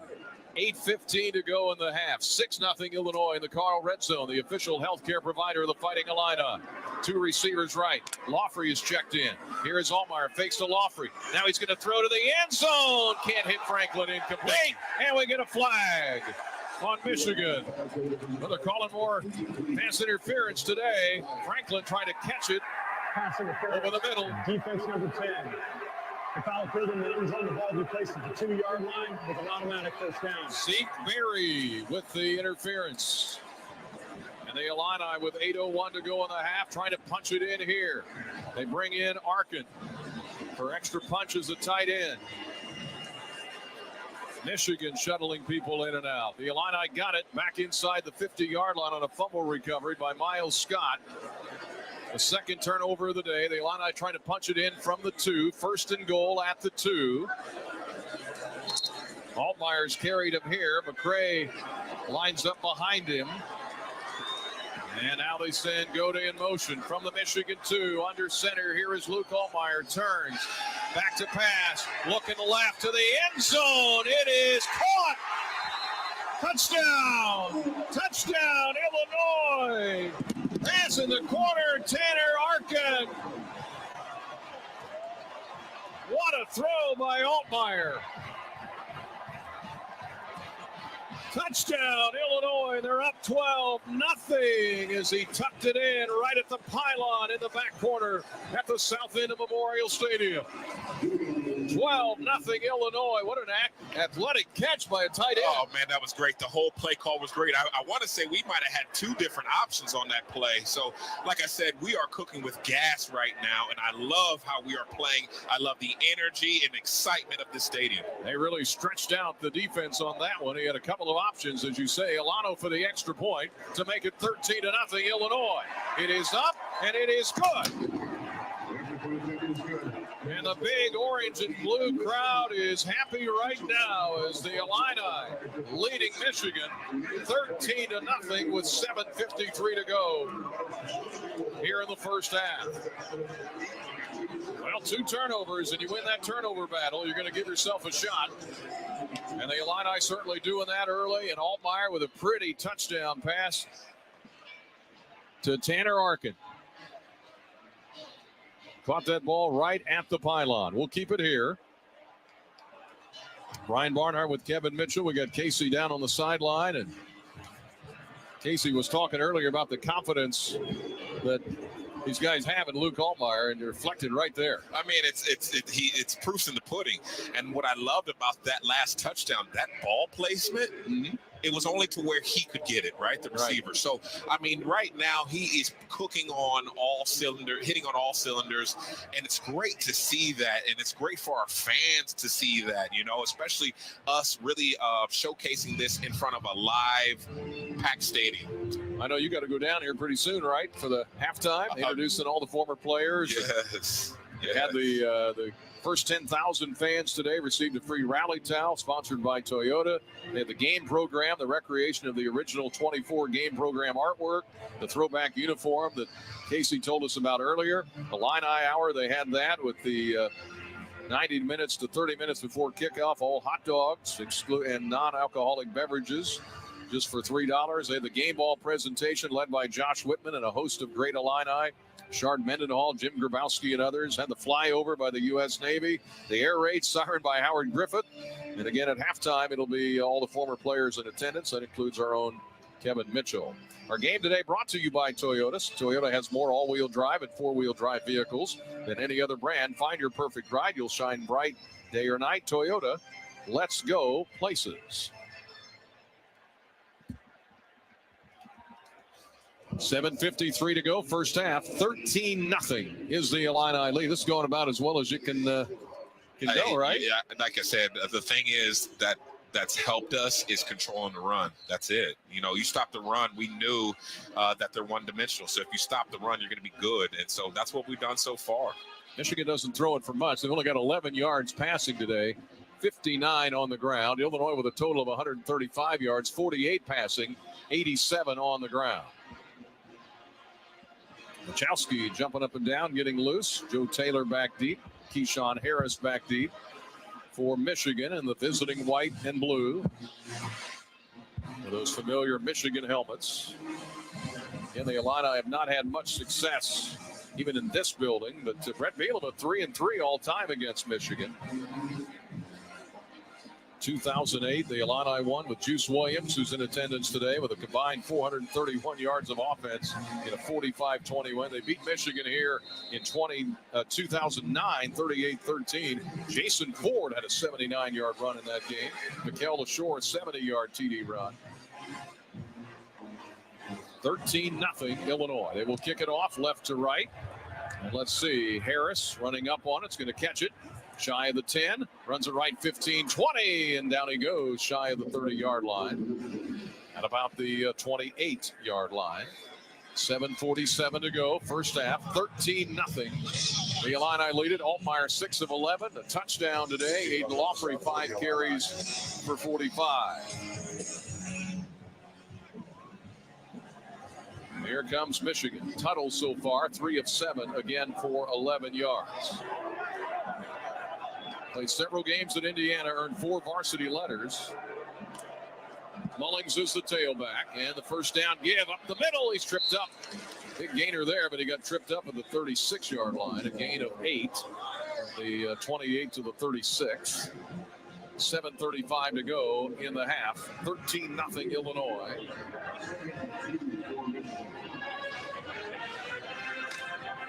Illini defense, we mentioned some of the numbers.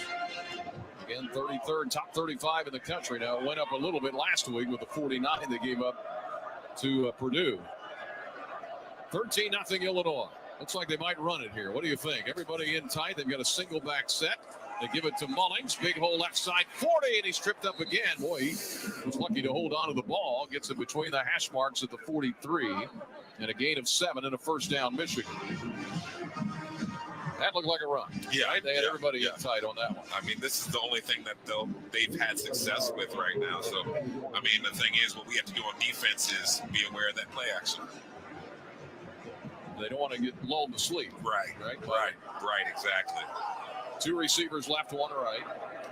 Max Bredesen is out there, along with Mullings. Now the give by Tuttle and the tailback Mullings running right. Pounding away at that Illini defense up to the 48. They get 5 more. Mentioned the Michigan wins this year. Early on, they did beat Minnesota 27-24. Mullings had 111 yards in that win over the Gophers. And again, the games have been close. Donovan Edwards had 82 in a win over Arkansas State. 6:02 to go. First half. 13-0 Illinois. 2 field goals and a touchdown pass from Luke Altmaier. 2nd and 5 Michigan, their own 48. Tuttle. Inside handoff up the middle, Mullings, and he's close to the first down at the Illinois 47-yard line. 5:40 to go first half. And they're going to move the chains for Michigan. They've had 6 running backs on their roster carry the ball in their career with 28 rushing touchdowns. And of course, last year, in that unbelievable season they had, 15-0, won the national title, first time since '97. They outscored opponents 538 to 156, so they were dominant in going 15-0. 1st and 10 at the Illinois 47, down to Illinois 13-0. Mullings, now Bredesen dances around the quarterback.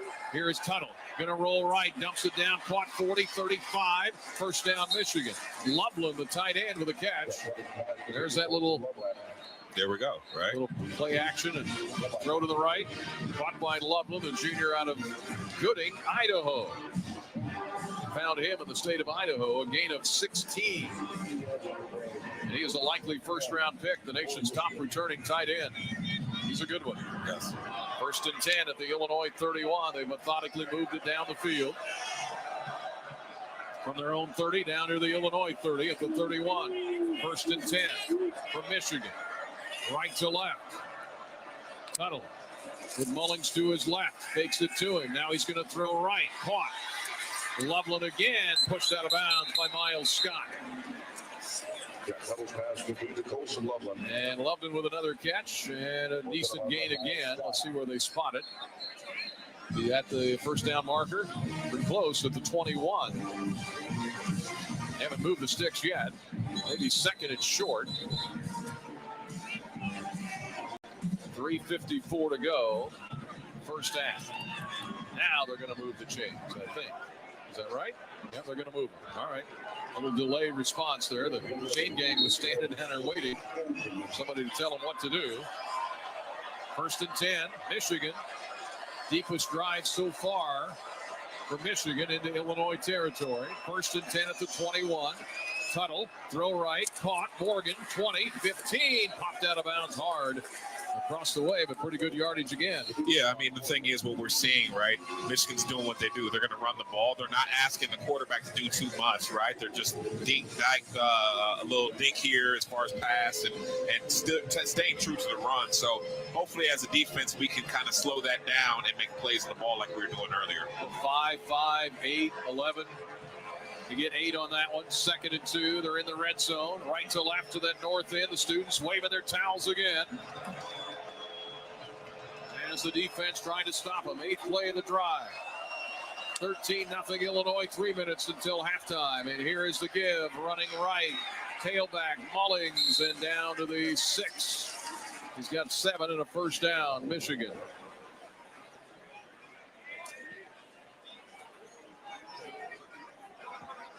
So now Michigan just continuing to kind of march it down the field here. Ezekiel Holmes trots on the field for this Illini defense. First and goal, Michigan at the Illinois 6. And this is kind of what they try to do. They try to get you in the meat grinder. Yeah. Mullings in the pistol look. 3 receivers to the left, including the tight end. First and goal, Michigan at the Illinois 6. Snap back to Tuttle. Gives it to Mullings around the left end. He's close, but he's down to about the 2. He got 4 as he ran it to the left. We got a helmet down. Yeah, we got a helmet that came off. Is that Mullings' helmet? Will have to come out. Bring somebody else in here. Benjamin Hall checks in. He's the 3rd string tailback. Second and goal, Michigan at the Illinois 2. 2 minutes to go almost. We'll have the 2-minute timeout here. As we'll hit that. Don't want to forget about that now. 2-minute timeout. 2's all over the board here. 2 minutes. Second and goal at the 2 in the second quarter of this one. With Illinois up 13-0. Down to the field, Casey. Brian, this Illini team doesn't take the fact that Michigan has had a revolving door of quarterbacks lately. That unit told me Michigan's going to have their guys and we have ours, but we respect every quarterback, even every single one on this Michigan team who has taken a shot at it. This Illini defense, well aware of what Jack Tuttle brings to this Michigan offense. He said it comes down to believing in what coaches have instilled in this Illini team. So going to be important here as this half winds down. No, good point, Casey. And, this Michigan offense, Davis Warren had 6 interceptions. So he was throwing too many picks. Then they went to Orji, who didn't seem to be able to throw it very much. And then Tuttle is kind of the 3rd option. And he does a little bit of both. Enough, he's going to run it, but just enough throwing on this drive with some pass plays. He's now 6 of 10 for 45 yards. Not deep patterns.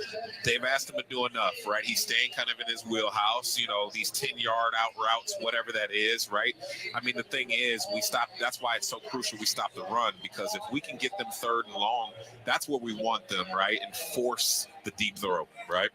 Illinois with a David Alano field goal in this game. They 47 yards back at the 12-minute mark of the first quarter. David Alano early in the second, a 32-yard field goal. The Illini have forced 2 turnovers, and they've been able to take the ball away nearly a 3rd time from Michigan, and then a TD pass, Tanner Arkin, 2 yards from Luke Altmaier. Altmaier with his 15th touchdown pass of the season against 1 interception. And the Illini with the lead, 13-0. Michigan, though, trying to counter here late in the first half as the Marching Illini make their way onto the field. Today's game brought to you by Primient, focused on building a better future through nature and science for our employees, our customers, and our communities. Learn more about our plant-based purpose. Visit Primient.com. So what are you thinking about here defensively? Just got to line to get up, 3. right? Yeah, right. I mean, the thing is, my biggest thing is you don't want to do like Coach B always talks about, the double dip, right? That's what you want to avoid because of the momentum shifts. But right here, this is what football is all about. And I think Michigan's offense kind of reminds me of the old when the Big Ten was just 10 teams, 11 teams, right? How they're running their offense today. But it's one of those things. Bend, don't break. I think we're going to have to stop the run throughout the rest of the game. Got a listener listening in today in the stadium and from Fort Wayne. How about that? And all over the country here today. The Illini. Everybody's cheering on the defense here as Michigan brings them up to the line of scrimmage. 2 minutes to go in the half. This is the 10th play of this drive. Michigan trying to get back within 1 score. Benjamin Hall is the tailback. Tuttle the quarterback. Loveland goes to the right. Rederson goes to the right. From the Illinois 2. To give to the tailback. He kind of crawls over the top, but he's down at the 1-yard line. Hall kind of like a baby across the floor, just crawled his way across. Got it down to the 1, but now it is 3rd and goal at the 1 for Michigan. Now he checks out. Of course, the tailback had to check out a moment ago. Please reset the game. I think we've got a timeout, Illinois. 153, please. What does old Coach Zick used to say? Bow up. Bow up. Got to bow up here, right? Got to bow up. Got to bow up. Well, we got a 30-second break. Let's pause 10 seconds. Allow our network stations to identify themselves. Back in 10 seconds for station ID on Illinois football from Learfield. This is 890 WLS AM Chicago, 94.7 WLS FM, HD2 Chicago, a Cumulus media station. Brian Barnhart, Kevin Mitchell, Casey Standahar with us down on the sideline. She'll be talking to Coach Bielema here before the halftime is up. The Illini with the lead here, 13-0, trying to stop Michigan now. 3rd and goal. Benjamin Hall was in there when the regular running back Mullings lost his helmet. Mullings is back in there now. Here comes the crowd. Defense trying to hold. 3rd and goal, Michigan at the Illinois 1. Here is the snap. Mullings has stood up. He is stopped shy of the goal line. The Illini waving their arms saying, no way. He did not get in. Boy, they stuck him right there at the line of scrimmage. That's how you bow up, Brian. That's what Zook was talking about right there. Well, at the heart of that line is Michigan going to go for it, I think. They are. From just outside the Illinois goal line, it's 4th and goal. And a crowd trying to help them. Everybody standing. 13-0 Illinois.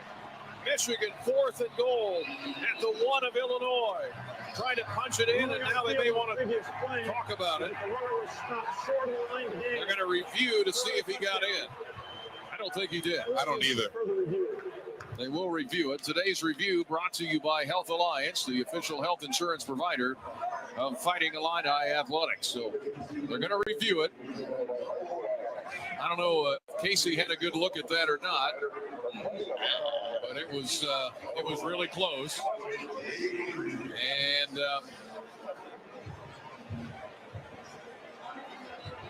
Michigan has had struggles today. Of course, the turnovers.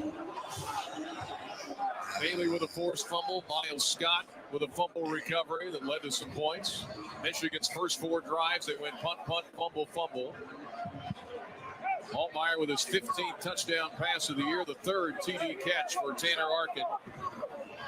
What do you think, Casey? Guys, I think he's definitely short. By the looks of it down here, I do not think he was able to capitalize there. So I think we're in good hands for Illini fans.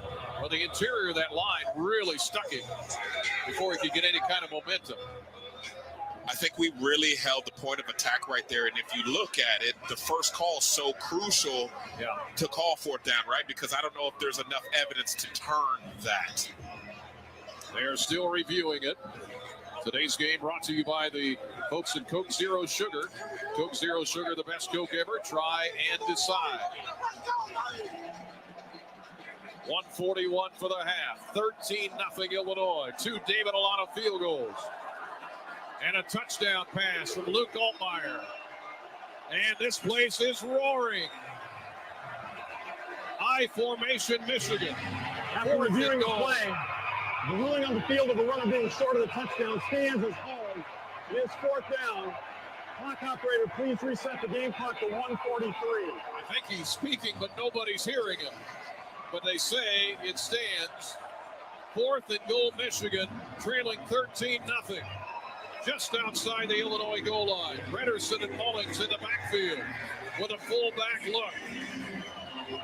The Illini trying to keep him out of the end zone here on this historic Saturday.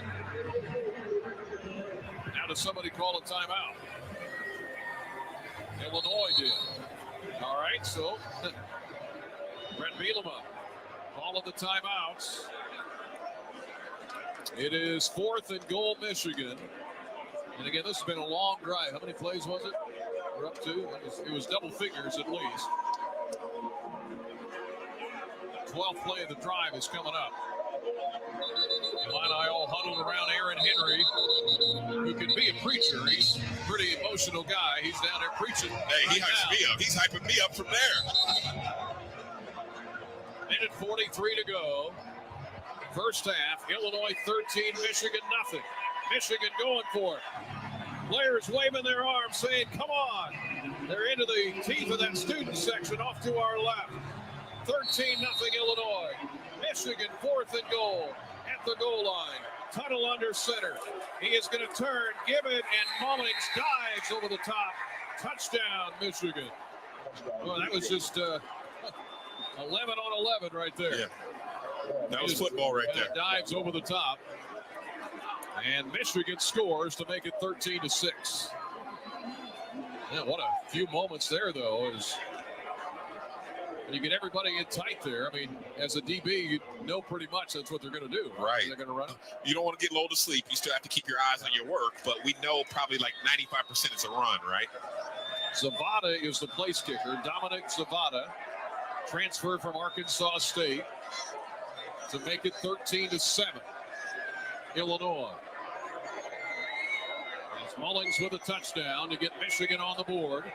Snap back. Kick is up. And the kick is good. Extra point good with 1:40 to go here in the first half, and it's 13-7. Illinois with the lead. Tanner Arkin, a touchdown catch today, second on the team in TDs behind Pat Bryant with 7. Again, the Illini with a couple of fumble recoveries. Malachi Hood and Miles Scott, they thought they had a pick. It was called back on defensive holding before the interception. And Luke Altmyer today, 6 of 11, 48 yards. So, of course, a week ago against Purdue, he threw for 379 and 3 touchdowns in that one. His second 300-yard-plus game of his career. The national leaders have about 20 touchdowns this year passing, and he's up to 15 with the one today. And Altmyer 6 of 11 for 48. The Illini have been outgained 142-135, but still up 6. The 2 field goals, the turnover is really the difference in the game. And I still feel in control. I still feel we have the momentum.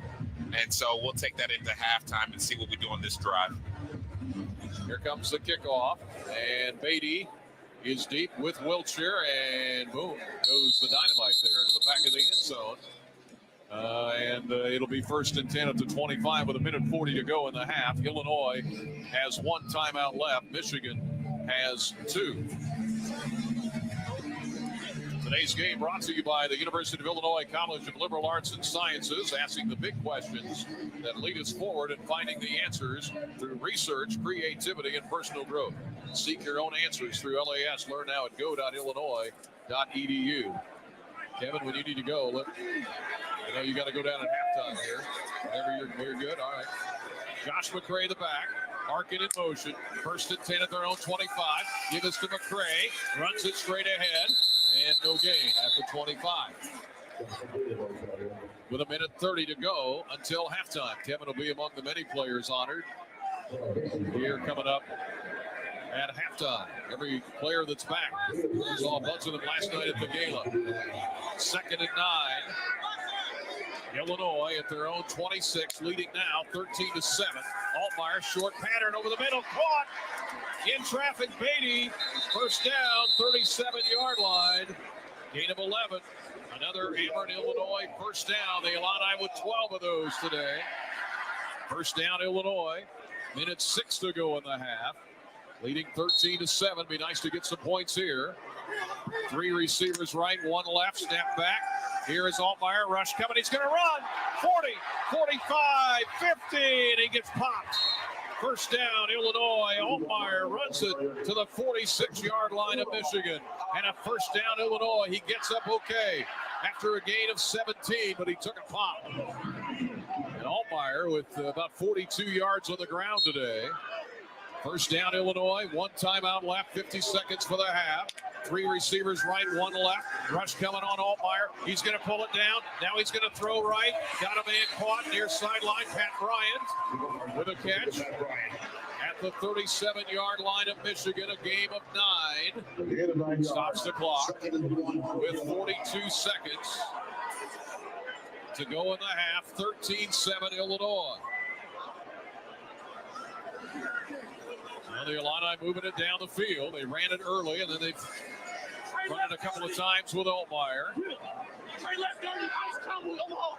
13-7 is the Illini lead after Michigan got on the board on the 4th and goal at the goal line. 2 receivers left, 1 to the right. Altmyer 2nd and 1. Got some time to play here. Delayed handoff up the middle. McCray. I don't think he's got the first down. About a yard shy. Needed the 36. He's at the 37. No gain. Clock moving. 26 seconds to go in the half. Again, Illinois with 1 timeout. 1 for the Illini. The Illini are 3rd and 1. 20 seconds for the half. Snap back. Hand off McCray to the right side. Down close to the Michigan 31. He got 6. And a first down, Illinois. 14 seconds left. Now they're going to spike it. 13-7 Illinois. They're certainly, I think, within field goal range here. And now Altmaier under center spikes it. Like a dribble, just boom, to the ground. That'll stop the clock with 11 seconds left. Again, we'll talk to Brett Bielema with Casey here coming up just before halftime. Steve Kelly, all the scores, highlights, a couple of field goals. David Alano from 32 and 47. Touchdown pass to Tanner Arkin by Altmaier. Altmaier's thrown for 68. He's run for 42. 2nd and 10, Illinois. From the Michigan 31, 11 seconds for the half. Got to be smart with the clock here. Snap back. 3 receivers left. Altmaier under pressure. Better throw it. Now he's going to run it down to the 25 with 4 seconds left. At the 26 and a timeout, Illinois. With 4 seconds left, Michigan got 7. The Illini burn a timeout here, and David Alano has trotted on the field to attempt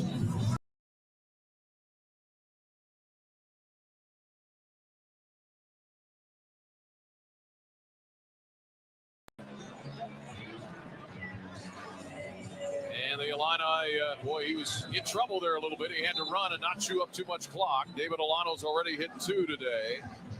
13-7 Illinois. The underdog slightly in this game. Coming in to number 24th ranked Michigan. Illini with a couple of turnovers today. They will put it down at the 34-yard line. It's a 44-yard attempt against the slight southerly breeze just before half. Illinois leading Michigan 13-7. Alano trying to go 3 for 3 from the right hash. Kick on the way, and it's blocked. It is blocked. Spinning around like a top. It lands inside the 5, and the missed opportunity for Illinois there. Blocked field goal. And that will end the half with Illinois up 13-7 over the Michigan Wolverines. 184 total yards for Illinois. They got themselves in position, but Michigan able to block the kick. They're getting all the former players on at halftime. They got a special halftime performance by the Marching Illini as well. The Illini head up to the tunnel under the family tent. We get Casey. We'll get her with Coach Brett Bielema here as we head up the tunnel. In the Illini with a lead on a beautiful October day, leading Michigan 13-7. Luke Altmaier, 47 yards rushing. He's the leading rusher. I believe Coach is with TV at the moment. Michigan, 142 total yards, 97 on the ground. The Illini over 100 yards rushing against a team that only gives up 78 yards per game on the ground. So that's been important, and a couple of turnovers to boot. And the Illini with the lead, 13-7. All the scores coming up here with Steve Kelly, and recap of this one coming up. And Casey's with Coach. Go ahead. Coach, a couple of takeaways in the first half. How proactive has your defense been? You know, they've been attacking the ball. We talked about it all week, so happy with that production. We just need more. The first touchdown pass from Altmaier to Arkin came later in the second half. And also, you know, this touchdown, this lead isn't necessarily a comfortable lead. What can your message be to your offense to create some opportunities? Well, same thing. Every time we come out of half, it's 0-0, right? So we have to kick the ball off to them. They deferred the coin toss, so we'll come out and take advantage of the opportunities we get. Thanks, Coach. All right, thank you, Casey. Thank you, Coach. Illinois 13, Michigan 7 here at halftime. Steve Kelly next with a halftime show on the Busey Bank Illini Sports Network from Learfield. No matter where your home field is, Dyna-Gro Seed is at home on any acre.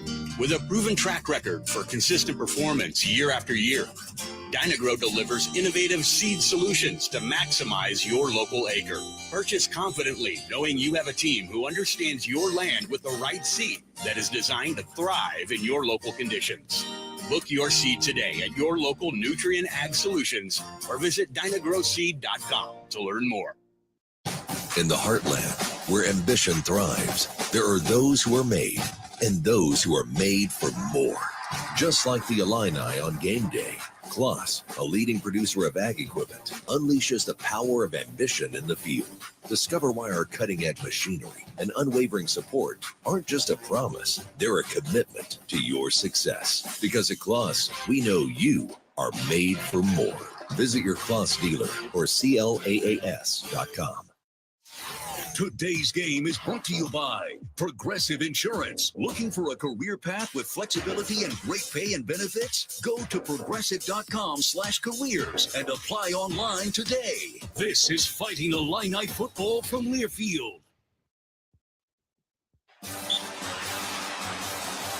Man, I'd love to go to an Illini game, but I don't feel like dealing with the traffic. You know you can park and ride the 280 Transport with the Champaign-Urbana Mass Transit District. It's easy and only costs $2 round trip. Or you can pay on your phone in the Token Transit app. Yeah, MTD's awesome, but I don't know if I want to drive all the way down to Urbana. So take the intercity bus or the train to Illinois Terminal, then ride MTD to the game. It's all on their website, mtd.org.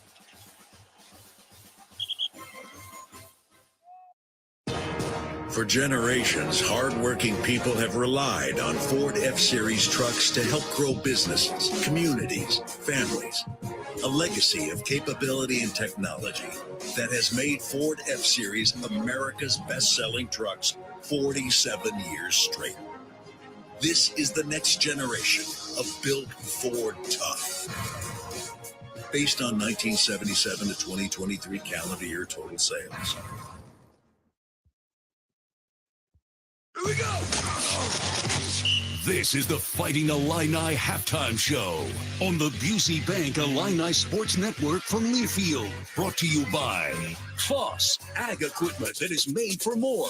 Visit CLAAS.com. And by U of I Credit Union, the Illinois Signature Cashback Card. Introducing cashback with the official credit card of the Fighting Illini. We're at Memorial Stadium in Champaign. It is halftime, entertaining first half. Illinois and Michigan. The Illini leading the Wolverines 13-7 at the break. A nice first half for Luke Altmaier, the Illinois quarterback. 8 for 13, 68 yards, and a touchdown pass to Tanner Harkin as Illinois capitalized on a couple of Michigan fumbles. Illinois also had an interception that was later overturned because of a holding penalty, but Michigan has not taken care of the ball yet.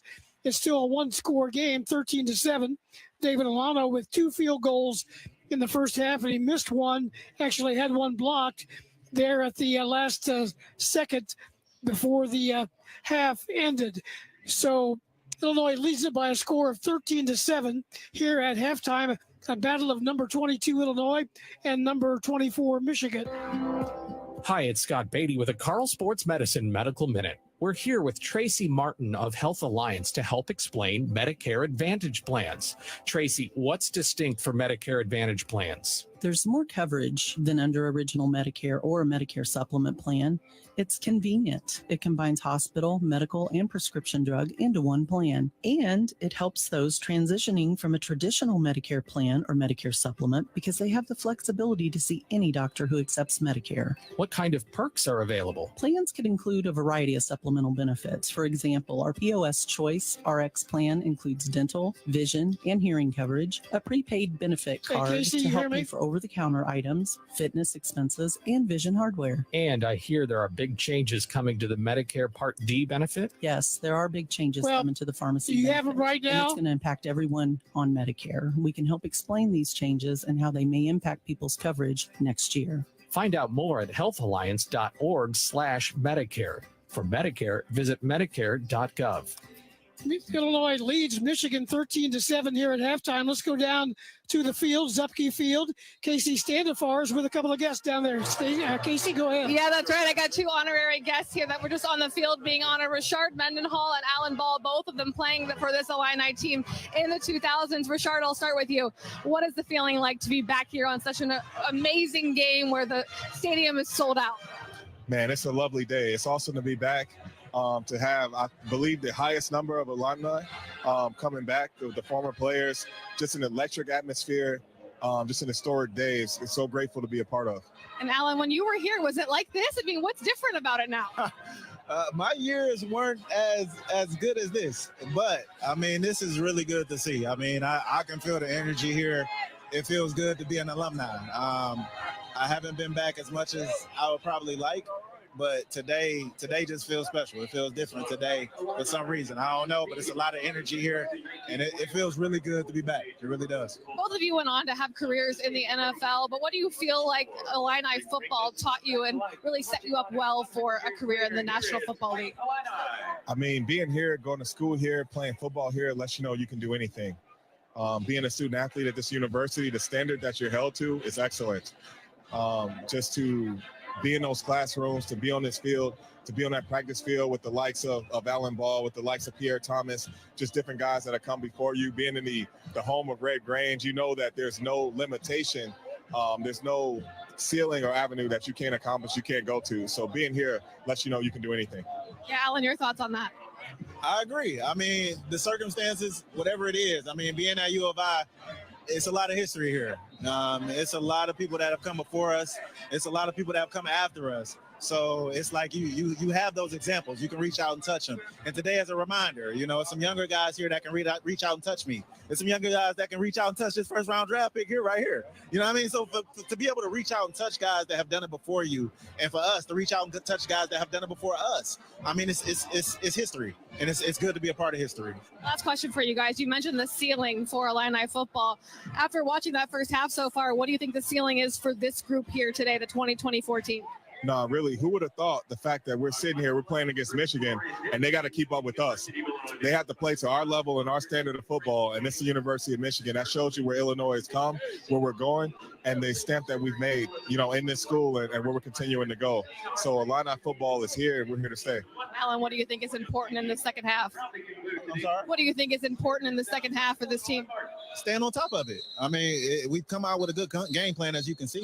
We got the lead. Now it's going into halftime, getting those adjustments and coming back out and giving everybody what they want to see. I mean, we up on them. It's a new Big Ten. It's a new Illinois team. We got everything new. Coach B, everything is good. Just keep it going. I mean, second half, let's let it be good to us. Rashard Mendenhall and Alan Ball told you guys it's all good up here, so I'll send it back to you guys in the booth. Thank you, Casey. Good job down on the field. 13-7, Illinois leads Michigan at the half. We've got more for you here as we continue on the Kloss Equipment halftime show from Learfield. Hey, Fighting Illini fans, the 2024 football season is here, and SeatGeek is here to help you experience all the action. SeatGeek makes it easy to find tickets so you can be a part of all the touchdown celebrations this season. Whether you're buying or selling tickets to Illinois football games or to any other live event in your area, SeatGeek is the place to do it. SeatGeek is the official ticket marketplace of the Fighting Illini. The most disruptive idea in ticketing? A ticket that works. Expect the expected. SeatGeek. Accumulation, preservation, generation. At Busey Bank, these are the principles we use to build meaningful financial partnerships with our clients and their families. With sound advice and vast resources, partner with Busey for a personalized approach to your legacy. Busey Bank, building business, growing wealth since 1868. Proud to be the official bank of the Fighting Illini. Member FDIC.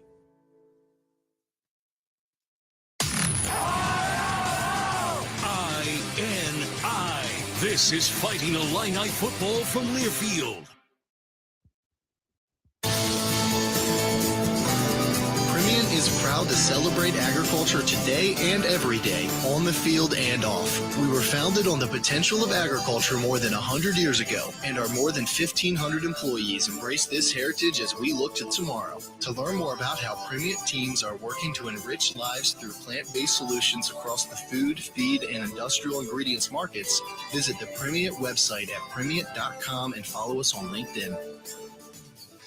Illinois fans, it's time to elevate your game day with Oski Light Lager, an ILL IPA, crafted by Distill Brewery just for you, the loyal Illinois supporter. Crisp, refreshing, and brewed with the spirit of the Illini and the heart of our alma mater. It's the perfect way to hail to the orange and blue, whether you're at the game, tailgating, or cheering from home. Distill is a proud partner of Illinois Athletics. Please enjoy responsibly. Distill Brewery, Normal, Illinois.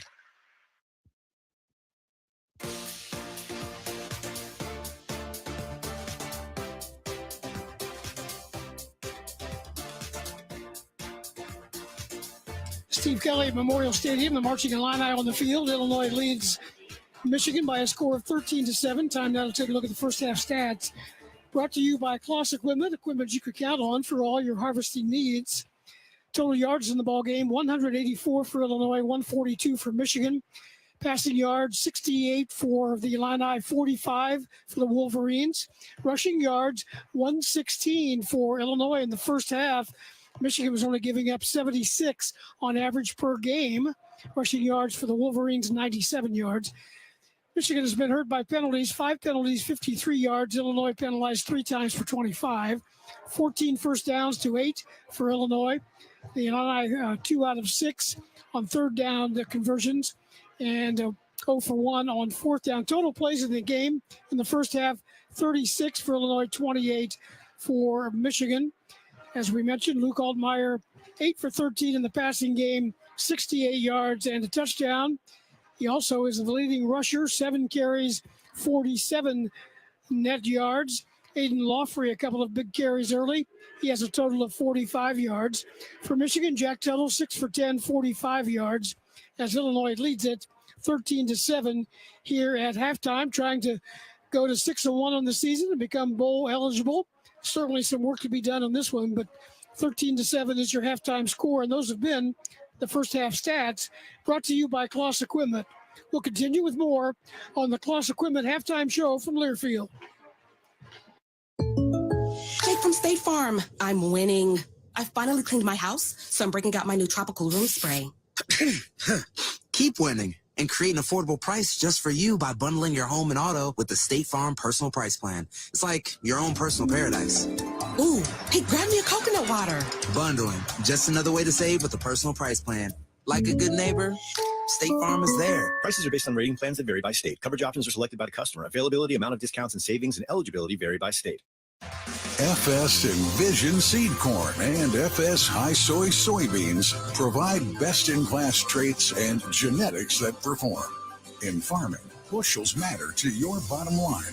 Our field-proven products deliver high yields year after year.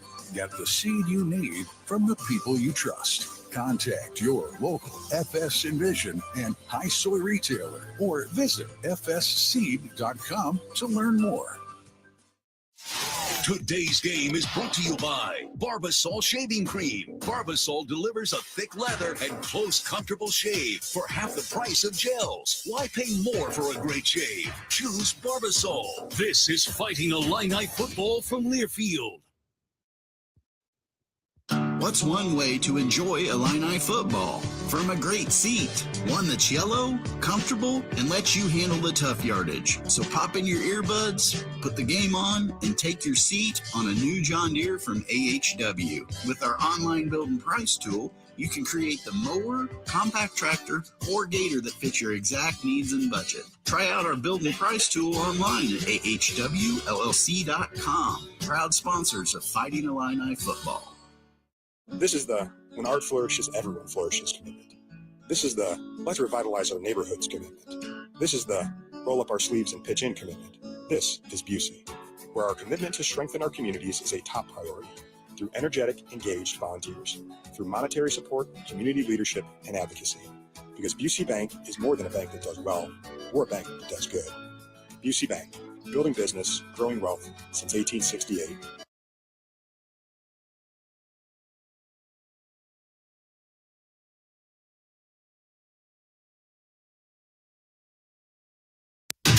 Welcome to WLS AM 890, your new radio home for the Chicago Fire Football Club. Checks back onto his left foot.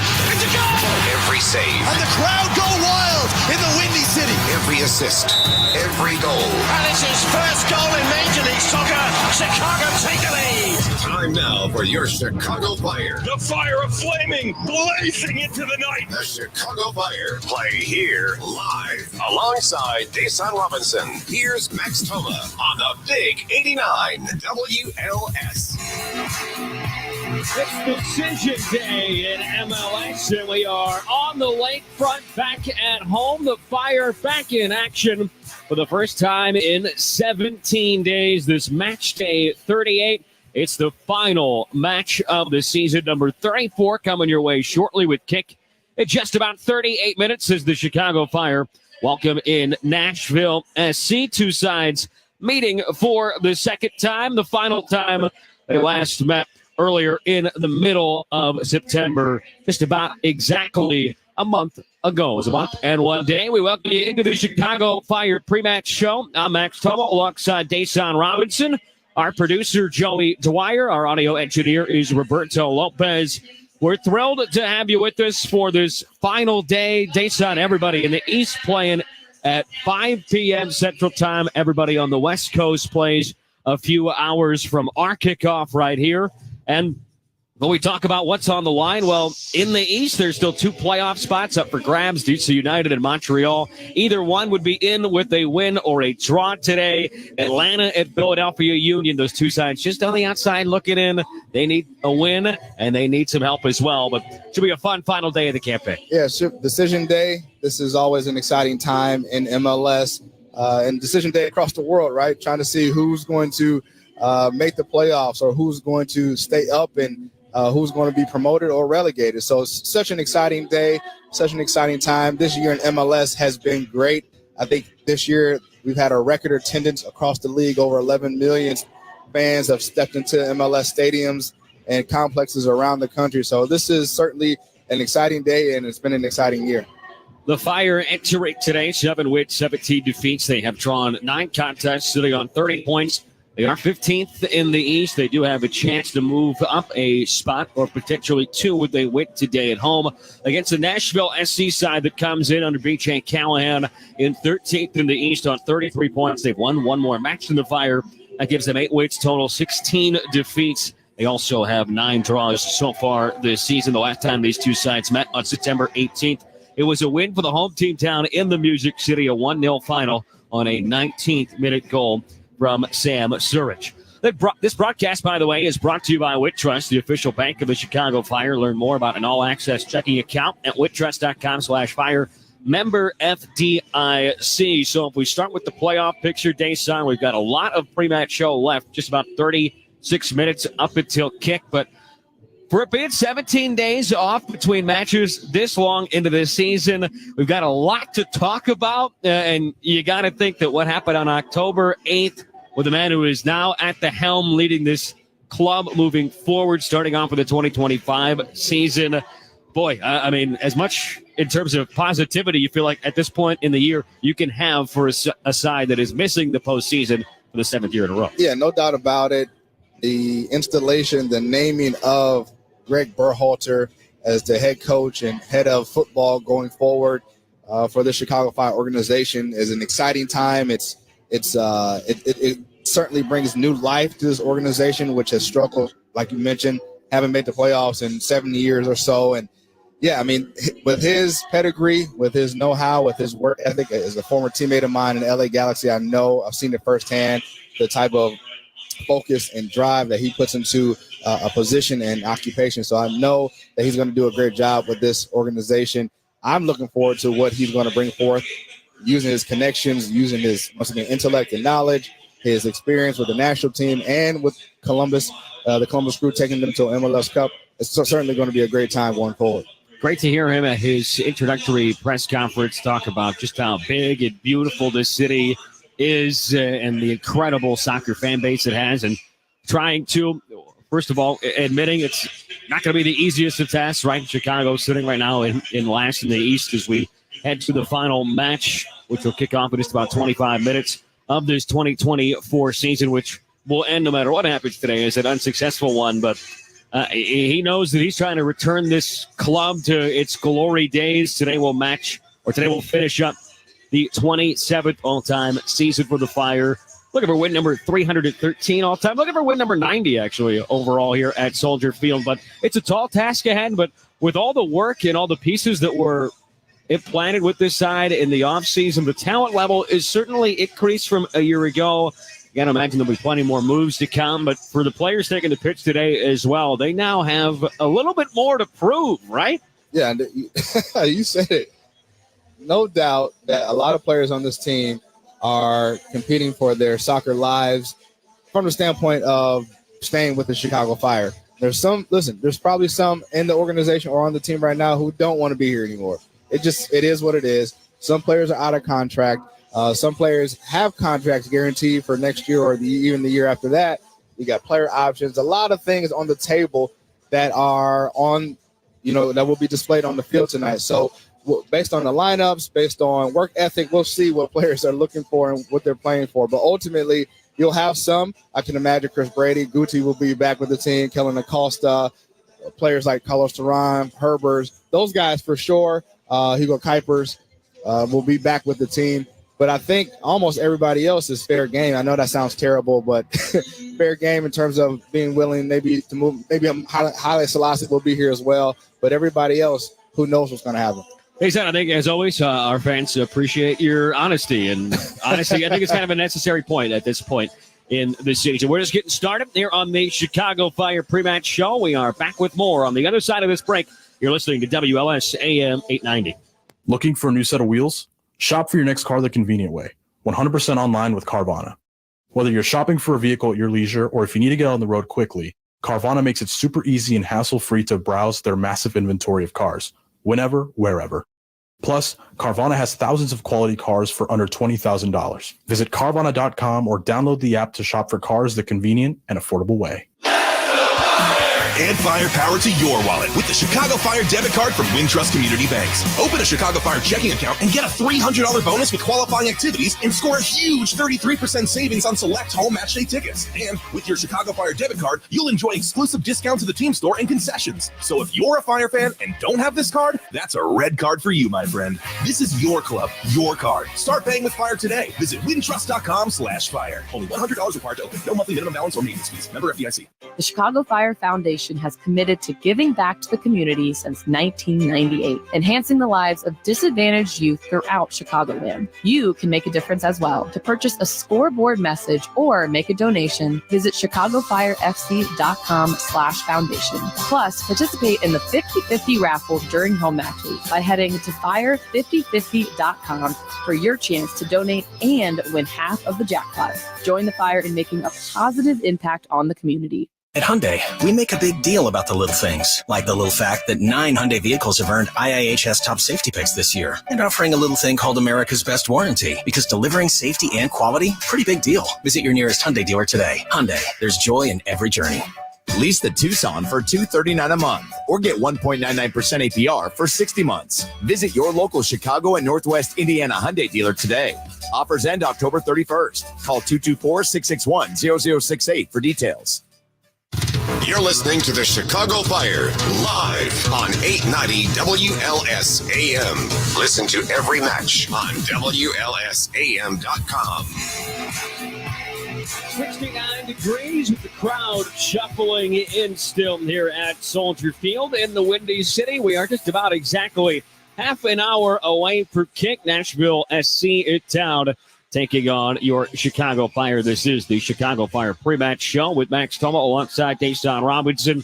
Dason, you were on the call 17 days ago. We do got to talk a little bit about the last time out. It was on the road at Charlotte. Those two sides really familiar with each other because it seems like they just constantly are playing right at the tail end of campaigns these days. Score 3 goals. It was a team in Chicago that only had 1 goal in the prior 3 matches. Then they score 3 in a losing effort, 4-3 the final. The goals coming from Fabian Herbers in the 25th minute. Kellen Acosta tied a career high, actually, with his goal in the 67th. And then Tom Barlow with kind of a fun one because Chris Mueller gets the assist to Wisconsin Badgers, teaming up in the 93rd minute. Those are two guys who, in the notes, it was terrific, had not combined Mueller to Barlow on a goal since November 16th of 2017 in a game actually versus University of Illinois Chicago in the NCAA tournament. Love that. That's some research right there. I didn't do it. The Chicago Fire did. Yeah, man. Listen, against Charlotte, for me, I think you had what is known as a microcosm of the season. That's what I was going to go with. Yeah. You lose 4-3. Which doesn't show that you are getting blown out or that you're that far away from having success and getting a victory or even getting a point.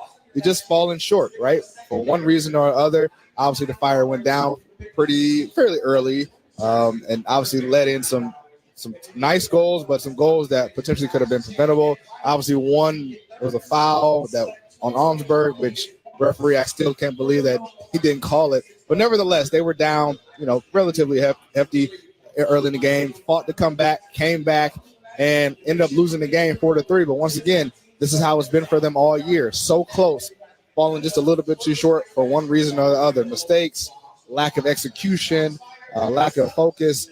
Something has always held this team back this year, and that's what showed them in Charlotte. They trailed 4-1 an hour into the match, and it was another just gutsy, gritty, determined effort late. But they said, I think when we look back at this season, obviously, like any club through, it'll be 34 matches when today ends. They show flashes, but I think one of the biggest things to hit on from this year is they just kept consistently putting themselves behind the 8 ball, trailing early. A lack of first half goals has certainly been a highlight, but not just that. Early mistakes not coming out in the opening quarter hour or even half hour with a sense of urgency. And just consistently, it's a tough league. There's a lot of parity, but it's always going to be tough, home or away, when you're behind early. Yeah, when you get down early, it changes your mindset, potentially even the game plan. You're fighting from a deficit early on, and now you're like, I gotta figure this out. If I don't, well, maybe I have to change my tactics already because we're already down and potentially going to lose this game. So when you shoot yourself in the foot, when the self-inflicting harm early on, maybe not just one goal, sometimes multiple goals, it's really tough digging yourself out of those holes. And once again, tactics change, mindsets change. Now you might have to make a sub that you weren't anticipating on. It's really difficult to come out of those situations on top, and especially when you do it consistently throughout the year, it's never going to be good for your team. So Greg Berhalter enters the fold. This will be the last match for Frank Klopas as the head coach. He'll step down afterwards and then transition to the vice president of football, so he'll still be around. Have you been in a situation like this where, it's kind of an interesting one where you're bringing in an incredibly notable name and really brand who everybody in the United States who's a fan of soccer absolutely knows Berhalter and what he's done. Man at the helm of the U.S. men's national team for 74 matches, including a return to the World Cup in 2022. 3 major trophies in there as well. But it's Frank's last game. You're a player. You're taking the pitch. Do you have a little extra effort today, just trying to, win one for a man who's on the way out, who's done so much for this club over the last couple decades? Yeah, I think there's certainly players who are going to do that and have that in mind for sure. I think there's a lot of respect for Frank within the team and obviously within the organization. So you would hope that the players are going to get out there and fight for him and really give their all on this last game of the season. And at the same time, there may be players who are like, maybe not so much. And I say that with all due respect because, personalities are what they are. If a player doesn't play as much, right, it's like, well, maybe, this coach is not feeling me, so I'm not feeling him. Nevertheless, players are playing for pride. They're playing for professionalism. They're playing for contracts. And I'm hoping that that as they step on the pitch tonight in warm-ups and when that whistle blows for this kickoff, that they do give their best from whatever motivation they can find, whether it's, once again, contracts, whether it's money, or, some bonuses. There's some bonuses out there tonight, potentially. I think if we're talking about Nashville, and we'll talk about their starting lineup here in a little bit, I can imagine there's some numbers that certain players want to get to for bonuses and for milestones as well. Yeah, the first one that comes to mind, not necessarily for bonuses, but Hani Mukhtar had 11 assists last year. He had 11 assists the year prior in his MVP season. He's sitting on 10 assists right now. You'd imagine he'd love to have another goal contribution because he's sitting on 18 as well. Boy, if he could get 2 and get back up to 20. We'll get to the starting 11s in, about 10 minutes or so. But as you would imagine, 2 sides who are hoping for brighter pastures ahead. Both head coaches, BJ Callahan and Frank Klopas, will make 6 changes to their starting 11s. But just lastly, to finish up on Berhalter, Dason, how incredible is this for the front office and for ownership, knowing that this season is about to come to the end, but wanting to please fans and let them know that there is plenty to be optimistic about going forward before we even hit the middle of October, before we hit the last match day? Already a massive overhaul and change, and plenty of reason, dare I say, for hope on the horizon. Hope is definitely on the horizon. hope has filled the hearts of many, especially those who are diehard fans of the Fire, because they really want to see this team succeed. They've been season ticket holders and been to games in the cold, and I know they want to see this team not only just back in the playoffs, but competing for a championship. With that being said, I was a bit surprised about the timing.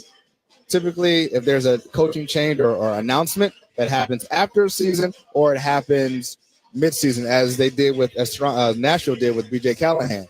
So a little bit not out of the norm what they did with Chicago Fire, but once again, optimism is certainly reigning supreme with Coach Greg Berhalter being appointed as the head coach and head of football.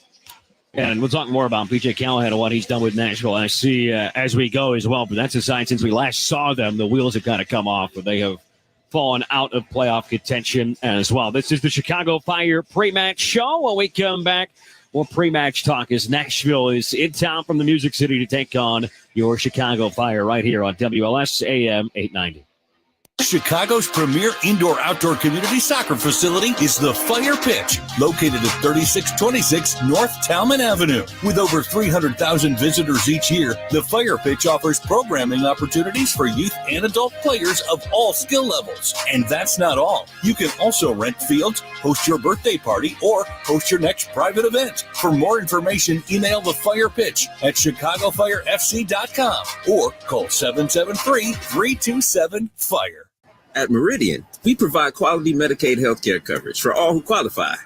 We think of our members like family and believe families shouldn't have to choose between self-care or primary care for their loved ones, because access to coverage like mental health support, preventive, prenatal, and pediatric care protects your family's future. Visit BecauseMeridianCares.com to learn how you can get access to Medicaid coverage that works for you and your family. Meridian, caring for what matters. You will receive information about your health plan choices during your open enrollment period. Calling all doers, St. Xavier University is for students who want more out of themselves and more out of their futures. At St. Xavier, we pride ourselves on preparing graduates with the skills they need to succeed in life with our clear college-to-career pathways and high-quality programs in business, nursing, education, exercise science, and more. Visit our website at sxu.edu to start plotting your path to a brighter tomorrow. St. Xavier University, the best in you.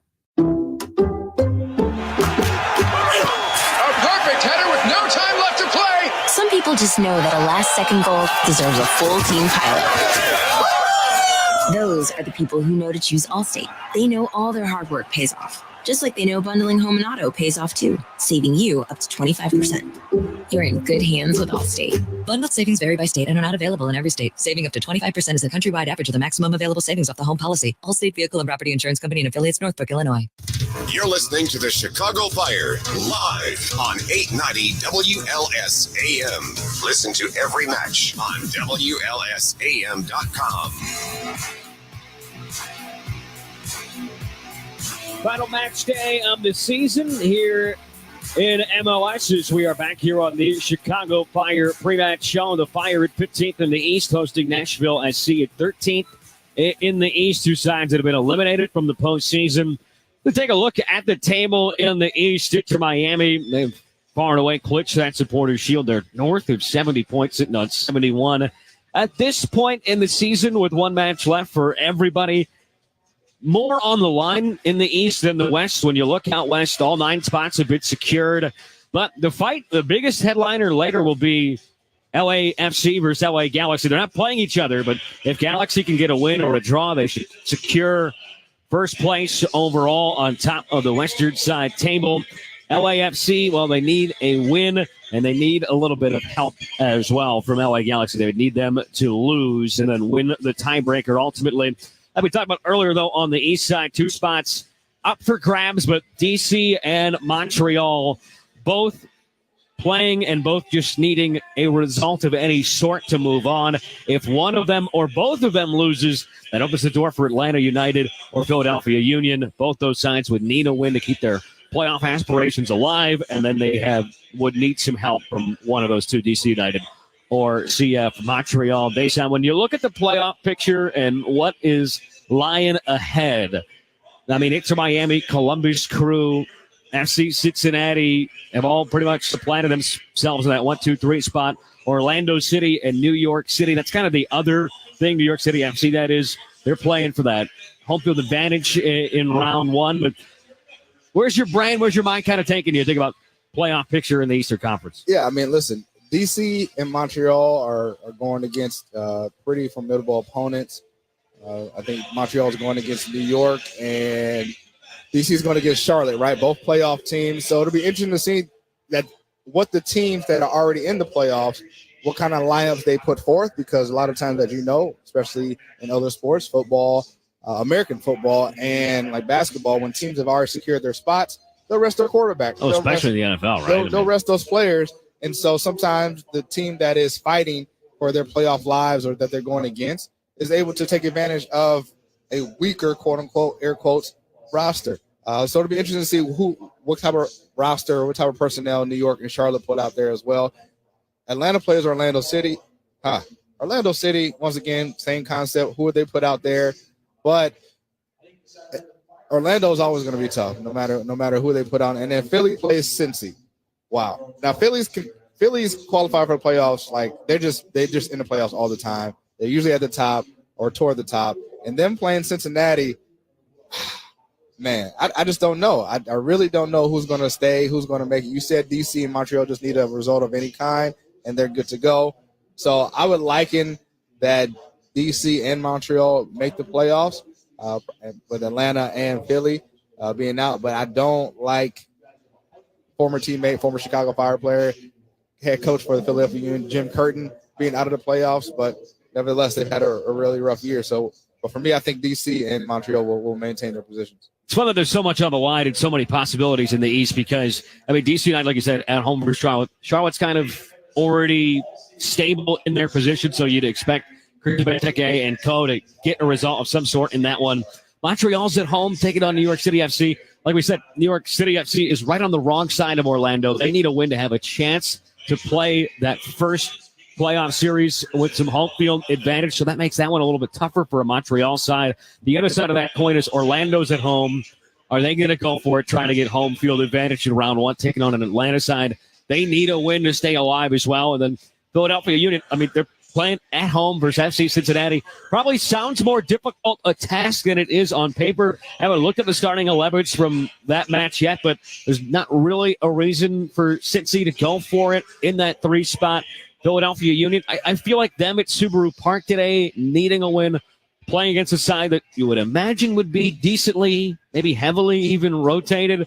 I feel like you'd expect Jim Curtin to go out and get a win and make things very interesting. Yeah, it's going to be much parity on this decision day. I mean, this is once again why it's called decision day.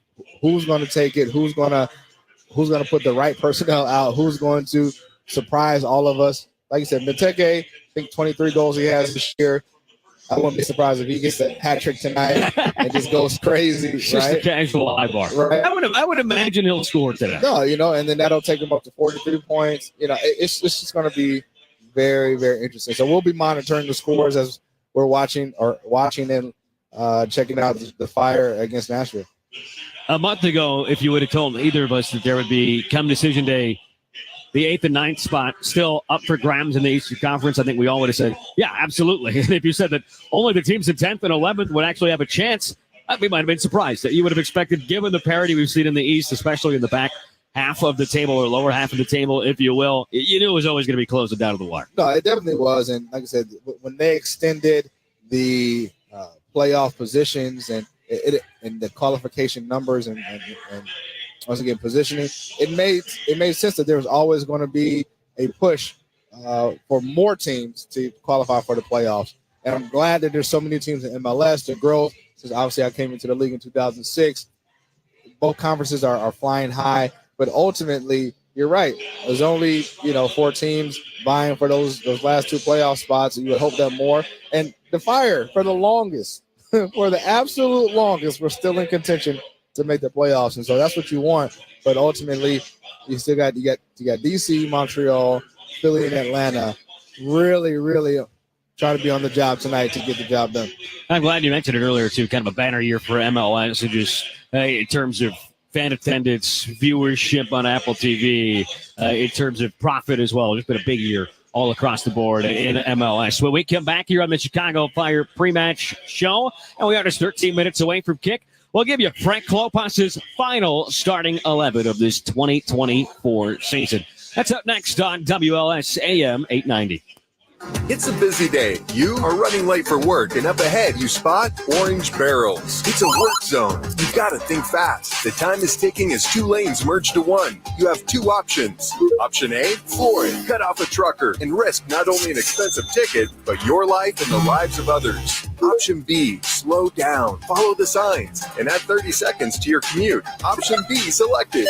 Mind the signs, avoid the fines. Visit itsnotagameillinois.com to learn more.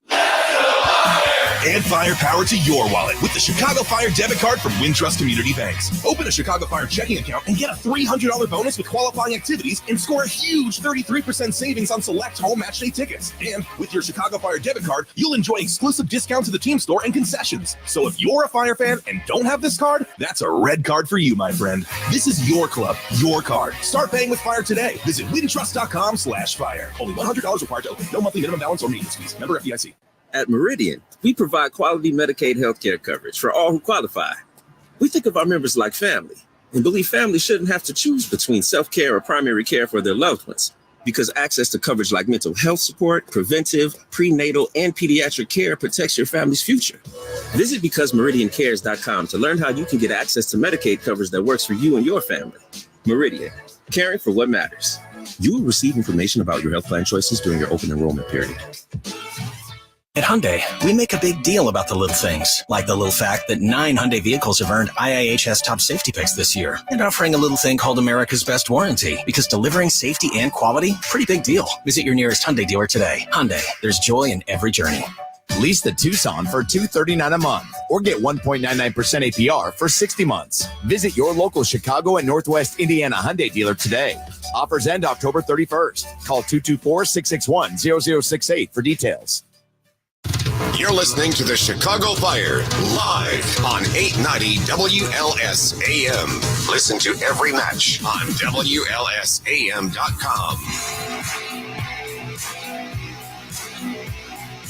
Back here at Soldier Field as we are quickly approaching the final kickoff of the season, just under 10 minutes away. Right now it is time to give you today's Chicago Fire FC starting 11, which is brought to you by your Chicago and Northwest Indiana Hyundai dealers. And Frank Klopas has made 6 changes from the side that took the pitch down in Charlotte, North Carolina on October 2nd in a 4-3 defeat. Actually did score the final 2 goals in, though.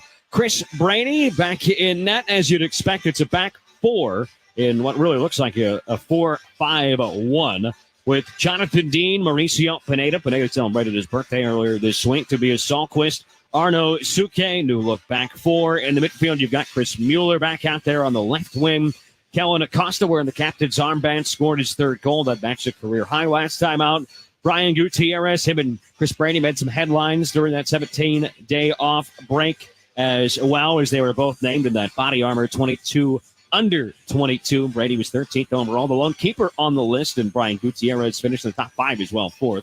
Federico Navarro and Marin Highway Selassie out there with Ugo Kuipers up top as well. And Dason, it's not too meaningful a match for either side, but what are you thinking when you see this 11 that Frank will be trotting out there?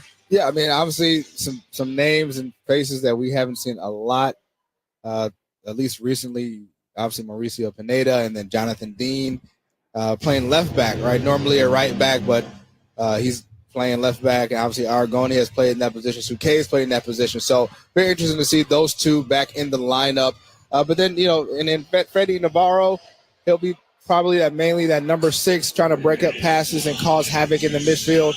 But ultimately, the rest of the guys we've seen, I think this, once again, is a formidable lineup to go out there and try to get a W tonight against Nashville in the last home game in front of your home crowd. So I'm hoping that, once again, the men in red will get out there and show this team, show these fans exactly who they are and what they want to put out and what they want to, what kind of hope they want to instill in the rest of the season, or excuse me, into the offseason and next season. As we talk about next season, Coach Greg Berhalter is in the building to kick off the festivities tonight. That's nice timing. Just about 10 minutes, still kick, and Berhalter out there already making his presence seen and felt out there. Let's get back to the 11 quickly before we toss it to a break, though. Mauricio Pineda, as you mentioned, returns to the starting 11 in regular season action for the first time since all the way back on June 22nd. 2 players for the Chicago Fire will start every single game this season. It's Chris Brady in net, and it's Ugo Kuipers as well, making his 34th start of the season. Also, Kellen Acosta, who we mentioned, wearing the captain's armband today for Acosta. This is start number 27. He's also appeared in all 34 matches now as well. So some guys who were key additions who have, if nothing else, been incredibly healthy the entire season, which is always helpful as well. So Berhalter, you got to sound the alarm before you become the head coach officially, right? He's not going to be able to do this once he takes over as the director of football and head coach, the 10th full-time head coach in Chicago Fire club history. And you bet all the fans right now, not only on that side, but in the entirety of the attendance here at Soldier Field, have the phones out right now for this moment. And hopefully Berhalter could bring some luck, not on the sideline today, but in amongst the crowd. When we come back, we'll give you Deshaun Robinson's final keys to the match of the 2024 season. But after that, it's kick Nashville and Chicago on this final match day. It's Decision Day 2024. We're back with the keys next. This is the Chicago Fire pre-match show on WLS AM 890. Looking for a new set of wheels? Shop for your next car the convenient way. 100% online with Carvana. Whether you're shopping for a vehicle at your leisure or if you need to get on the road quickly, Carvana makes it super easy and hassle-free to browse their massive inventory of cars, whenever, wherever. Plus, Carvana has thousands of quality cars for under $20,000. Visit Carvana.com or download the app to shop for cars the convenient and affordable way. Add firepower to your wallet with the Chicago Fire debit card from Wintrust Community Banks. Open a Chicago Fire checking account and get a $300 bonus with qualifying activities and score a huge 33% savings on select home match day tickets. And with your Chicago Fire debit card, you'll enjoy exclusive discounts at the team store and concessions. So if you're a Fire fan and don't have this card, that's a red card for you, my friend. This is your club, your card. Start paying with Fire today. Visit wintrust.com/fire. Only $100 required to open. No monthly minimum balance or maintenance fees. Member FDIC. The Chicago Fire Foundation has committed to giving back to the community since 1998, enhancing the lives of disadvantaged youth throughout Chicagoland. You can make a difference as well. To purchase a scoreboard message or make a donation, visit ChicagoFireFC.com/foundation. Plus, participate in the 50-50 raffle during home matches by heading to Fire5050.com for your chance to donate and win half of the jackpot. Join the Fire in making a positive impact on the community.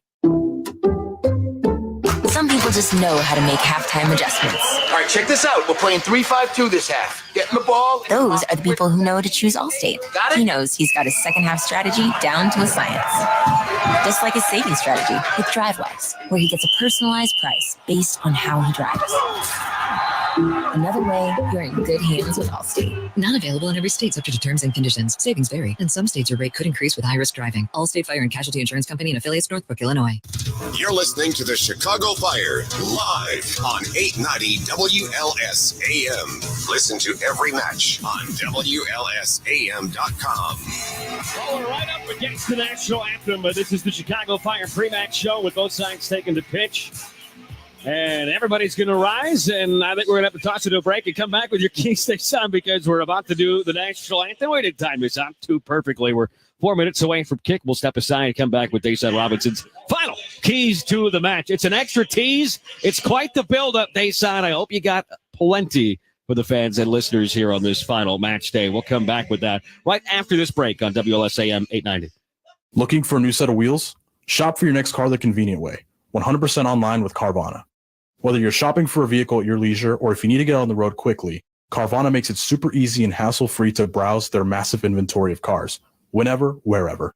Plus, Carvana has thousands of quality cars for under $20,000. Visit Carvana.com or download the app to shop for cars the convenient and affordable way. Add firepower to your wallet with the Chicago Fire debit card from Wintrust Community Banks. Open a Chicago Fire checking account and get a $300 bonus with qualifying activities and score a huge 33% savings on select home match day tickets. And with your Chicago Fire debit card, you'll enjoy exclusive discounts at the team store and concessions. So if you're a Fire fan and don't have this card, that's a red card for you, my friend. This is your club, your card. Start paying with Fire today. Visit wintrust.com/fire. Only $100 required to open. No monthly minimum balance or maintenance fees. Member FDIC.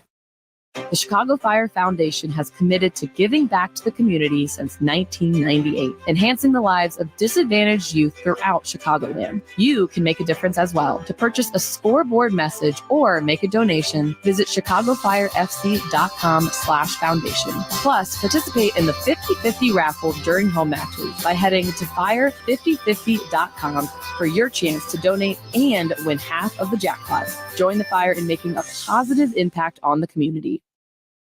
It's a busy day. You are running late for work, and up ahead you spot orange barrels. It's a work zone. You've got to think fast. The time is ticking as 2 lanes merge to 1. You have 2 options. Option A, floor it, cut off a trucker, and risk not only an expensive ticket, but your life and the lives of others. Option B, slow down, follow the signs, and add 30 seconds to your commute. Option B selected. Mind the signs, avoid the fines. Visit itsnotagameillinois.com to learn more. Calling all doers, St. Xavier University is for students who want more out of themselves and more out of their futures. At St. Xavier, we pride ourselves on preparing graduates with the skills they need to succeed in life with our clear college-to-career pathways and high-quality programs in business, nursing, education, exercise science, and more. Visit our website at sxu.edu to start plotting your path to a brighter tomorrow. St. Xavier University, the best in you. You're listening to the Chicago Fire live on 890 WLS AM. Listen to every match on WLSAM.com. Just about ready to roll here on the lakefront at Soldier Field at Chicago, Illinois. Still 69 degrees, the sun shining down. Though the playing surface is in the shade, a lot of the crowd in the sunshine. Dason, your final keys to the 2024 season, if you will. Yeah, let's get after it. All right, the first key tonight for the Fire, getting 3 points in front of their home fans in this last game of the season, is that they need to shut down Hani Mukhtar and Surridge. Those two right there, I believe, have combined for 18 goals this year, maybe 19? 19 goals. 19 goals this year. Surridge has had a great year, and obviously Hani Mukhtar is looking to be the first player in MLS history to have 4 consecutive 10-goal, 10-assist seasons. So they're certainly going to be trying to... Needs a brace. Yes, they're going to certainly try to get on the board tonight, especially in this last game of the season. Like I said, bonuses could be involved, all of the above. With that being said, the second key is that the Fire need to shut down service from the flanks from Nashville. You have players like Alex Mule. He gets down this left side pretty hefty and pretty heavily. Perez came into the game on loan player from the LA Galaxy. He came in last game again, I think, against the Fire, and did pretty well. He's a pretty dynamic young player, so they need to shut down service. And for me, the last key for tonight is that the Fire need to play with pride. They need to give the fans some hope. Yes, Coach Greg Berhalter is in the building, and he has been named the new head coach of the Chicago Fire. But can the fans see that hope? Can they see that product that is going to be on the field showing that they want to make the playoffs and compete for MLS Cup? Can they show that tonight? Players, find whatever motivation you got. Money, bonus, play for Coach Frank Koplops, the fans, the towels are in the whatever. Find that motivation and put it out there on the field for 490 plus.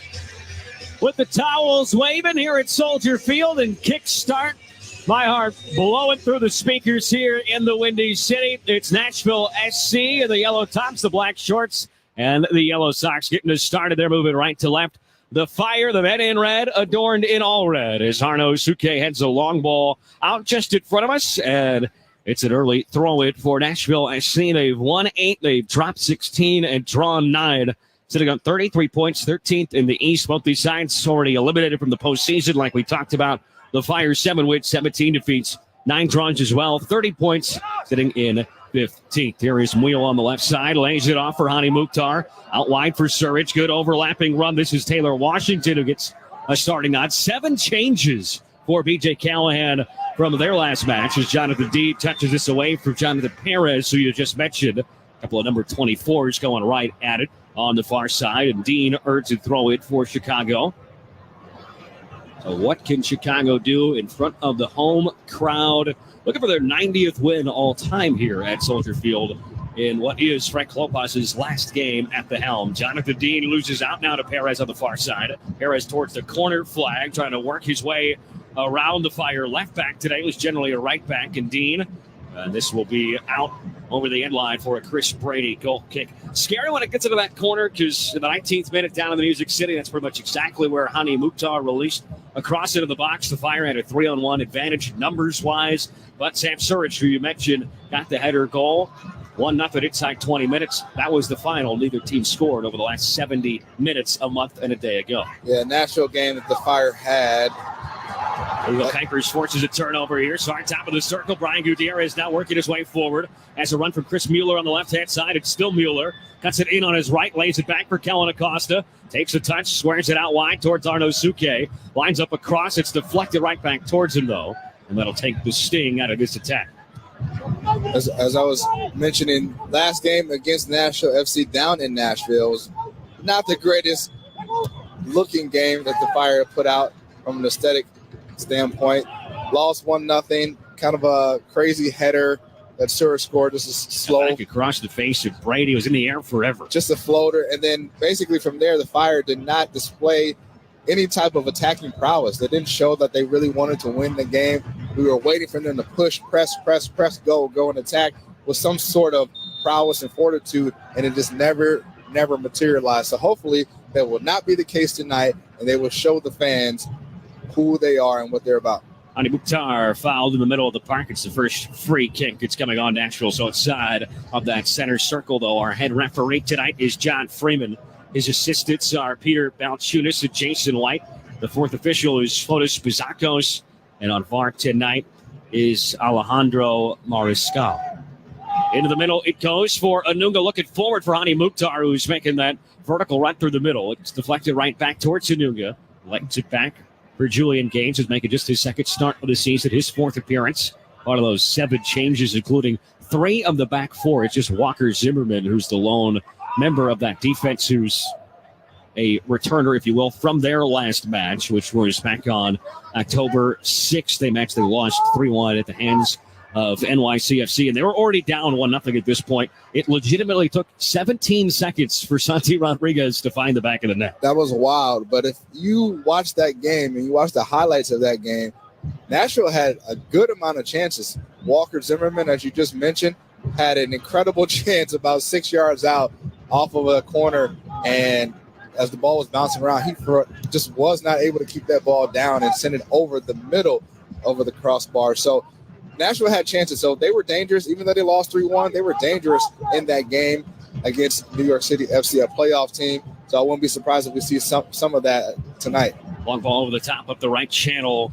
Julia Gaines can't bring it down, and it is out for a Fire throw-in. Alex Wheel also had an incredible strike from about 20 yards out that crossbar. Pretty much hit.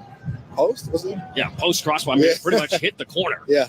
Game strike down, but did not go into the back of it. Then they had what looked like it would have been an own goal returned by VAR that might have gotten them back into the match. This is a good ball across from Chris Mueller into the middle for Federico Navarro, who's bursting through the seams. Out wide it goes towards Haile Selassie. Early ball in towards Guti, and it's headed towards the far post. What time volley there.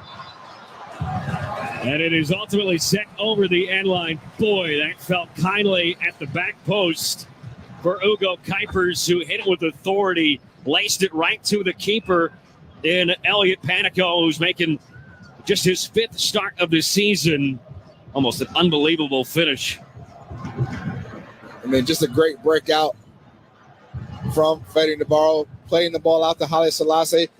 Tries to find Guti streaking down the middle of the box. The ball falls kindly to Ugo Kuipers, and just with technique.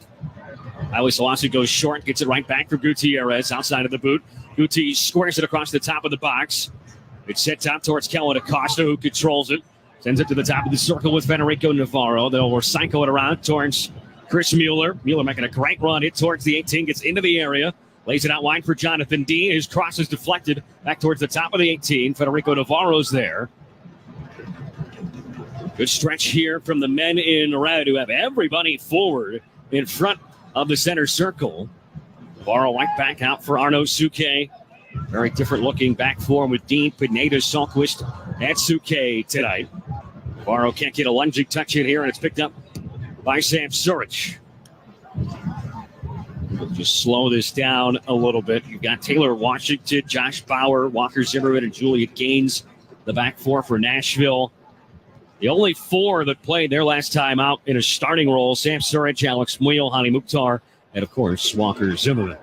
Yes. A decent number of guys on this Nashville SC side with U.S. men's national team experience and plenty of caps to go with it. Men who know Greg Berhalter quite well. Yeah, a lot of connections for sure with Greg Berhalter, which we'll talk about here in a second. How wide it goes for Sam Surich, who's got plenty of space to operate on the left-hand side. Overlapping run from Washington. Surich got it inside instead. Finds Anunga. Defended by Kellen Acosta. Swung out wide for Gaines. We'll just walk it on back towards Walker Zimmerman. Goalless game. We're just about 7 full minutes in. Chicago at 15th in the East. Nashville at 13th. Two sides already eliminated from the postseason. Hoping to maybe use this match as a springboard for a more successful 2025 campaign. Indeed. This is won by Hani Mukhtar in a deep position in Nashville controls. Indeed. Nashville, this is the first season that they have not made the postseason in their MLS history and in their USL history. Ever since this Nashville organization has been in existence, they've made the playoffs in whatever league they've been in. So certainly new territory, new ground for them and their fans. It happens. It unfortunately does happen, but they've already seemed to adjust. It'll be interesting to see how they play tonight because they always played a more of a counter system, letting the other team have more possession and then trying to play off the counter. But B.J. Callahan wants to have more possession and more control of the ball. Alex Muil, right side of the 18, squares it across. Salquist is there, right at the top of the Chicago Fire 6.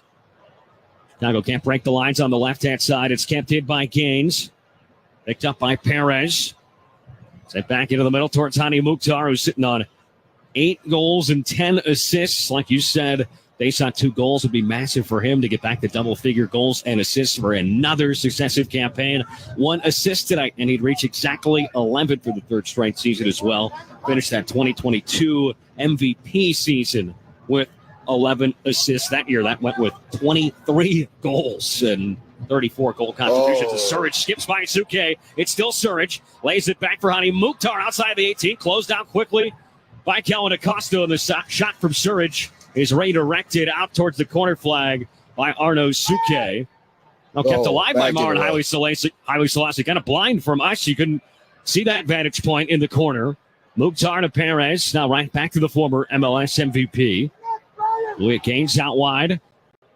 Back it goes towards Sean Davis. The ramp touch for him. We haven't said his name yet tonight.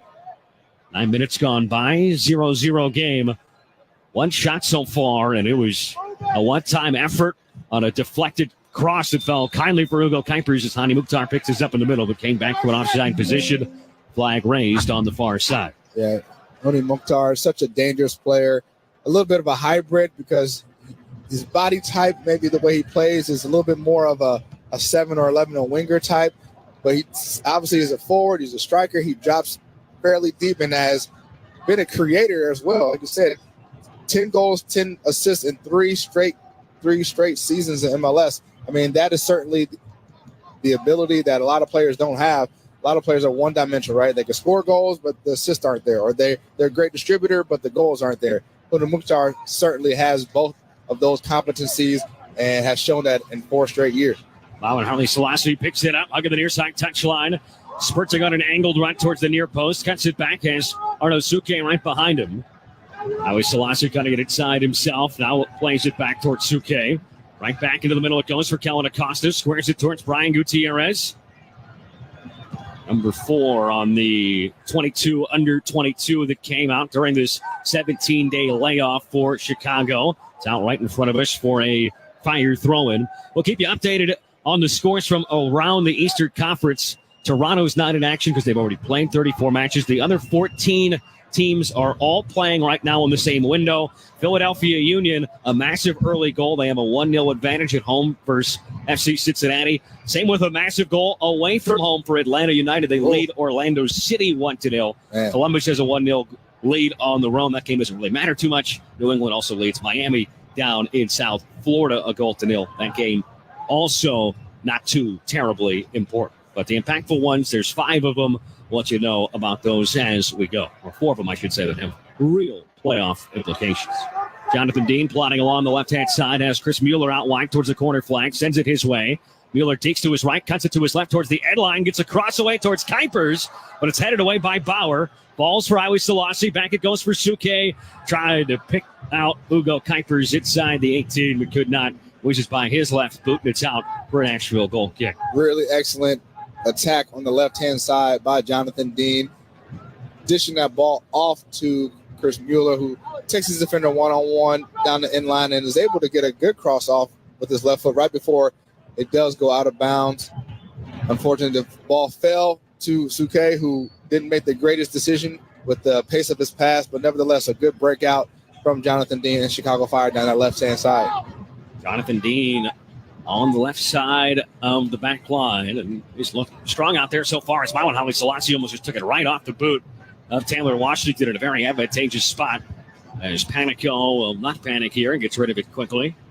Only took 12 minutes to get that punt in there. Yeah.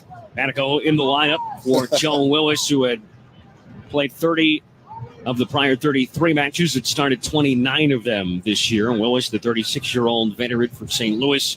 Instead, it's Panico today, the 27-year-old who stands at 6'5" from Kentucky, the BJ Callahan, who took over for this club officially on July 22nd. Hired by general manager Mike Jacobs, U.S. men's national team assistant, took over for this club. They beat Chicago Fire 1-0 back in the middle of September. Since then, a 2-2 draw for Cincinnati, and then back-to-back defeats in which they have conceded a total of 8 goals. Yeah, they've lost 3 straight, as you mentioned, and Nashville's a good side. They have good players. They just, this year, have not been able to put it together at all.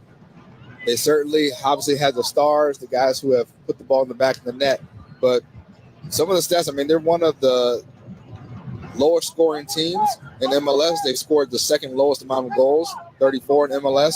And they are tied for last in the goals per 90 minutes with 1.03 in MLS. So, yes, they had goal scorers, but as a team, they have not been able to find the formula, the ingredients, the equation to get the results needed for them to be in the playoffs. Elliot Panico with possession just outside his own 18 as he slowly trickles the ball backwards and then plays it square to his left towards Josh Bauer. Up ahead it goes for Brian Anunga, looking for Hani Mukhtar. A little give and go with him in the middle. Now Anunga's got some space left side of the circle. He'll switch the point of attack out wide to Julian Gaines on the right side. Alex Muyl fake to run. We're playing on that right side. Generally accustomed to seeing him more on the left. As Gaines will play it forward his direction. Man making a run on the right-hand side. That was Jonathan Perez. They could have connected on that combination. Instead, the Fire come away with it. And Kellen Acosta has it at the base of the circle. Into the middle of the circle for Kuipers. Good one-time ball over to Arno Suke. Up ahead it goes for Mylan Haile Selassie towards the end line. Keeps it in. Haile Selassie dancing his way inside the penalty area. Had it dispossessed for a moment. Suke goes down, no foul. It is a Fire throw-in. Sound defending, though, from Josh Bauer. I'm going to be a bit critical right here. Suke, this is pretty much the second straight pass that's been a little bit off. If he is able to put a better time pass and a pass that's a little less pace. Haile Selassie with a great ball in, and that's headed down to the back post by Kuipers, but an easy diving save for Panico. It's okay. Once again, if he puts in a better ball into Haile Selassie, I think Haile Selassie is able to beat his defender one-on-one and maybe give this Fire team a chance. A couple of shots in the early going on target already for the Fire. A couple players coming together on the ground. Suke went to ground first, right next to Taylor Washington, and it's latched off of the Fire Frenchman right back. It's a Nashville throw-in. Goalless game, quarter of an hour in. 34th match, the final one for both of these sides. The final match for Fire head coach Frank Klopas at the helm as Hani Mukhtar got there right in front of Tobias Salquist, got a touch to it. That was going to be dangerous. Salquist took him down. A heavy challenge, and we'll see. And this might be the first booking of the night. It doesn't look like it, though. No, not at this point. Salquist got out of the way in a hurry. He sure did. Didn't even look back towards the referee's direction. Then look back towards Hani Mukhtar's direction. Those are just ones that you're hoping that you don't get a card. You just go back to your position and see what happens from there. You whacked him. Everybody in the building saw it. Everybody knew it was a foul, and you just kind of got out of Dodge as fast as you could. Indeed. So Hani Mukhtar, always a threat to take these, but this is coming from a very sizable distance at about 40 yards. You'd expect this to be a cross coming in towards the far post. Yeah, towards Walker Zimmerman. You also have Surge in there, Bowers in there, big bodies, tall guys who are able to get up in the air and consistently get ahead on the ball.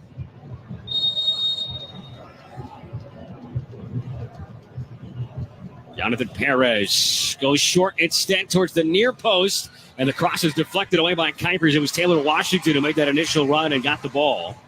It's played out for a Nashville throw. Like the idea, but it's Ugo Kuipers, the Fire number 9, who's back with the quality defensive work. I feel like that would have worked a little bit better if Perez from Nashville had disguised it a little bit more. He had such a short distance between him and the ball as he lined up to take that free kick. I was looking at him like, man, how is he going to strike this ball? And he ended up playing it short. Howie Selassie into the middle for Brian Gutierrez, who clips it long, looking for the run of Ugo Kuipers. Beaten to it by Walker Zimmerman. Back it goes for Panico. And for the moment, Nashville gets out of Dodge. Good idea from Guti, picking his head up, going for that creative pass over the top, trying to dink it in behind Walker Zimmerman. But the veteran was up to the task. 42 caps for the U.S. men's national team, was played for the middle of the summer with the Olympic side over at Paris, as well as Chris Mueller pulls down Julian Gant on the far side for a foul. And speaking of Walker Zimmerman, yes, the U.S. men's national team veteran, like you said, was with the Olympic team in Paris this summer. There are rumors that potentially Walker Zimmerman will be on his way to the Chicago Fire, obviously by way of Coach Greg Berhalter and their relationship. So it'll be interesting to see how that works out. He's 30, I think 31, maybe 31 years old, has been in Nashville, obviously, for quite some time now, has obviously been in MLS for a good amount of time. So it'll be interesting to see if he will be open to that switch or would the Fire want to bring him in with the center backs that they have in before right now. 31-year-old is his pass from Zimmerman up ahead for Davis is too far out in front of him. Picked up by Ugo Kuipers. And go pretty deep to go intercept that pass. And now Salquist will switch it across towards Honor Suke. Suke defended by Muyl. Back it goes for Mauricio Pineda and all the way down to Chris Brady. And Surge with the high pressure. Long ball up the left channel. Chris Mueller can get to that initial header. It was headed down by Gaines, but back it goes towards Mueller. Takes it back towards Salquist into the middle. It goes for Mauricio Pineda. We're 19 minutes in. Goalless affair. The Fire have 2 shots, both on target. Nashville's got 1 shot so far up to this point. Fire had the best chance. It came early from Ugo Kuipers at the back post and a one-time volley effort right to the keeper, Panico. And Kuipers able to turn right now on the left-hand side. Racing his way forward, lays it off towards Chris Mueller. Mueller inside the area, cuts it back on his right foot, has some options in the box. Mueller still dancing with it, plays it through the legs of Kuipers for Brian Gutierrez. Deflected shot towards the post, and it's picked up by Panico before it gets there. Well done there by the Chicago Fire. Once again, that left-hand side seems to be an area of success. Toby Salquist finds a great entry ball into Ugo Kuipers that breaks the lines of the midfield. The ball ends up at the feet of Chris Mueller. I thought he would have crossed it earlier, but decides to put it back to Gucci at the top of the box. It takes a couple deflections, but Panico was able to reel that in and not allow it to go out for a corner. Yeah, hit Mukhtar, and then it might have also clipped Zimmerman on the way through. More goals to discuss. Atlanta United has doubled the lead in Orlando. It's 2-0, and maybe the most important goal scored so far on this decision day. Montreal strikes first at home versus NYCFC. Montreal just needs a result of any kind, a win or a draw, and they are in the 2024 postseason. Same can be said in the nation's capital for DC United. They're at home versus Charlotte. That game is still goalless also in the 19th minute, I guess, or the 21st minute here in the Windy City. Zimmerman with a good switch of play over to Taylor Washington. Good first touch from him, making his 8th start of the season. Flips it forward, but not on the same page with Sam Surridge. As it's collected, nicely done by Arno Suke. And we're 20 minutes and 45 seconds into the final tilt of the season. Fire really playing for some pride, playing for a new coach as well who will take over after this season concludes. Also trying to finish the year, I should say, not last in the table. Gootson plays it back for Suke into the middle. Good ball for Lauren Howie Selassie. Turns into space, plays it up the right channel, but it's too early and it's too centralized. Easily picked up by Josh Power. Anuga plays it back, right across the face of Kuipers to Panico, who just clears this to safety. Somehow found Wheel, brought that down with a brilliant first touch. The Fire, who have had the bulk of possession for stretches here in the early going, are back with the ball in the middle of the center circle. Yeah, interesting theme so far tonight, at least for the Chicago Fire attacking. Left side has been effective and really, really good. Right side has been okay. Just passes have been a little bit long and off, and the communication has not been on point down this right-hand side. So it'll be interesting to see if that continues to be a theme throughout the rest of this first half. See Jonathan Dean at left back today. We're seeing Pineda back in the starting 11 for the first time since the middle of June. One of those center backs as well, as he's got it right now. Squares it across towards Federico Navarro. Some different roles we're not generally accustomed to. Kellen Acosta wearing the captain's armband tonight. One-time clip ball forward from Chris Mueller. A great sliding challenge, though, as that's one right back by Sean Davis. And now Nashville is off to the races the other way as Jonathan Perez just knifing his way through the Chicago back line.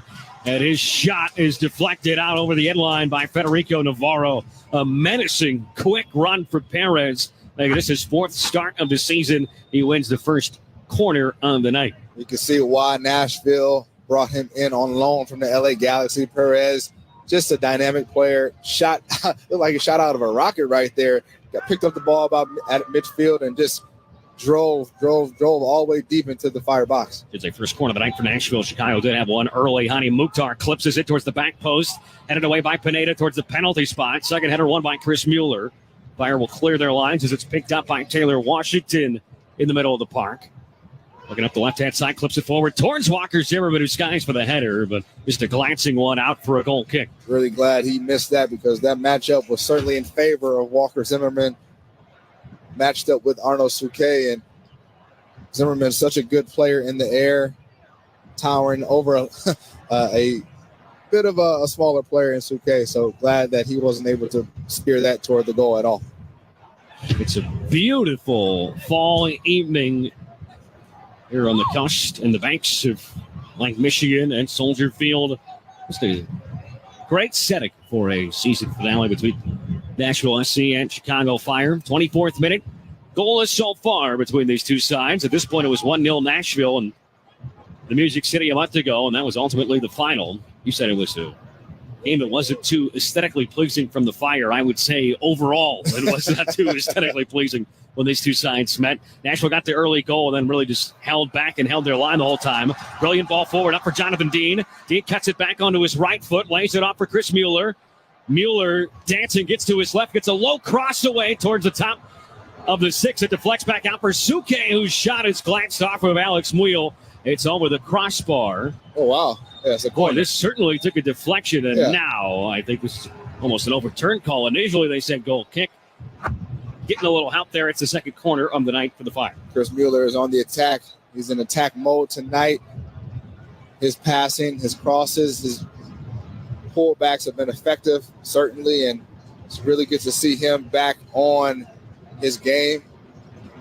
Even if it is the last game of the season, it's good to see him being effective. And once again, who knows what players are playing for. Howie Selassie takes the corner, goes back to Kellen Acosta, give and go, right back to Howie Selassie, plays it up ahead towards the end line. Guti, deflected cross, right back for Acosta, but it's played out on the near side right in front of us by Taylor Washington. By Perez, excuse me. It's a Fire throw-in. Suke will go back towards Federico Navarro. 3 shots now officially for the Fire. 26 minutes in. Great to see Mueller back in form, looking healthy. Got the assist on a goal to his teammate in stoppage time in the 93rd minute against Charlotte 17 days ago. The first time he's assisted on a Tom Barlow goal, like we talked about, since the middle of November of 2017 with the Badgers taking on University of Illinois Chicago, of all sites as well, just down the road at Flames Field. Not where that one was played, but that is where UIC does call their home. Arno Suke up ahead on the right side for Marwan Haile Selassie. Everybody back in yellow behind the ball. All 11 guys for BJ Callahan's side. Tobias Salquist rolls it out wide to the left-hand side. Locates Jonathan Dean. Working it into the middle towards Acosta, then right back for Salquist. Applying the pressure is the former 2022 MLS MVP, Hani Mukhtar. Sam Surridge with the high pressure as well as Brady with a dangerous ball and an awkward first touch there from Navarro going back towards his own goal. This time Brady will just sweep this up the left-hand side as Gaines cuts right across the face of Mueller and Henton out of play. Fire throw. Chicago is winless over their last 4. They had just 1 goal over a 3-game stretch before they put up 3 goals. Last time out in that 4-3 defeat, though. Tied for 12th in the East in goals scored, 11th in the East in goals allowed, but sitting in 15th right now with a negative 19 goal differential on the season. Mukhtar up ahead from Wheel. Heavy first touch. Chicago racing right back away with it the other way. Now in Acosta, great centering pass towards Brian Gutierrez. Guti working on Anunga. Up ahead he goes for Mueller. Mueller trying to turn, gets onto his left. Didn't opt for the shot, didn't call his own number. Instead pulls it back for Gutierrez. Guti onto his left foot. Sends it right back Mueller's way, just outside the 18. Closed down in a hurry. It's Mueller dueling with Perez, and Perez will win out on the far side. And he is off to the races again. Boy, just surging up with these lengthy touches. Salquist making up some ground. He'll just play that out for a Nashville throw. And boy, Jonathan Perez with a full head of steam is dangerous. A blur on the far side. He's just going. One-track mind. He is certainly going towards the Fire's goal at any point in time. Anytime he receives that ball, anytime he sees a bit of space, he's taking it for sure. Boy, that was something. I think when Salquist got there, he was just waiting for that one heavy dribble. He got it closed down with those long strides, much different than the way Perez runs. And then just stopped in for the time he'd get by playing that out, if you will. A little bit of break in a moment to catch your breath if you're the Fire backtracking. Nashville's in possession right now on their back line. Bauer with it right now. Walker Zimmerman to his right. Washington to his left. He's just slowly navigating his way backwards across the base of that center circle. 28 and a half minutes gone by here at Soldier Field. We are goalless up until this point. 7 goals across 7 games in this slate right now as that's clipped forward from Wheel. Flag finally did get raised in delayed fashion on the far side. Wheel couldn't bring it down anyways as Gaines comes right through the backside of Chris Mueller, and maybe now we'll get our first caution of the night as Mueller goes down to the grass and holding at that left ankle. I personally think it'll just be a talking to. The reason it'll be a talking to because it's only really like the second foul of the entire game. So it's a tough one for sure. He definitely came through him. It's early on in the game, but really shouldn't have too much animosity or anything. No, not at all. And I think that's why referee John Freeman did not give Gaines a yellow card in that instance. He's had 2 chances to maybe brandish the first caution, that one, and to be a Salquist when he took down Hani Mukhtar. But I will say, I can imagine the next one that Nashville has in that capacity, that amount of vigor into it, will certainly brandish a yellow card. Hani Mukhtar racing out in front of Kellen Acosta, gets a shot away from distance, a dipping ball. It's only a couple of feet up above the crossbar. Ambitious shot from a good 25-plus yards out, but when it's Mukhtar in any kind of space, you always hold your breath when the shot is fired off. He's so dynamic, man, and you don't want to give him much time around the ball or around your box at all. And he's able to find those pockets like right now. Hani Mukhtar again just outside the Fire 18, lays it to his left towards Sam Surridge. Overlapping run from Wheel. Surridge calls his own number. Boy, curls one 3 rows deep beyond the Fire goal. Yeah, I know he's disappointed about that. But once again, Hani Mukhtar finding the spot in between the Fire's defense and midfield, was able to turn, find Sam Sturridge, who will certainly want that shot back. He tried to curl it to the far post and just leaned back a little bit too much, didn't get his body and his momentum going toward the goal, and that's why it ended up in the stands. That looked like a similar spot, going a similar direction as Alex Muyle's effort that hit the crossbar in the first half versus New York City. Muyle got his 9th season overall, his 4th with Nashville, debuted with New York Red Bulls 8 years ago in 2016. Up the right channel it goes from Brady on the goal kick. This is out off the head of Taylor Washington, who thought he got fouled. No whistle comes to his aid. Suke takes the throw in. Back it goes for Mauricio Pineda. 31 minutes gone by. Most of the attacks from both sides tonight have been, I guess you could say, on the perimeter. The midfield is pretty clogged. A lot of yellow shirts in there. A lot of red shirts in there. Both teams are playing pretty compact defensively. Like I said, there's just not a lot of space. So a lot of the attacks are coming around from the flanks. Perez from Nashville, Mule on this left-hand side as well. And then obviously Haile Selassie and Jonathan Dean and Chris Mueller on the left-hand side for the Fire.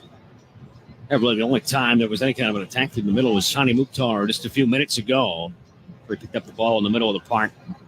Pineda squares it over towards Songquist out wide on the left with Jonathan Dean. Good first move, skips by Perez.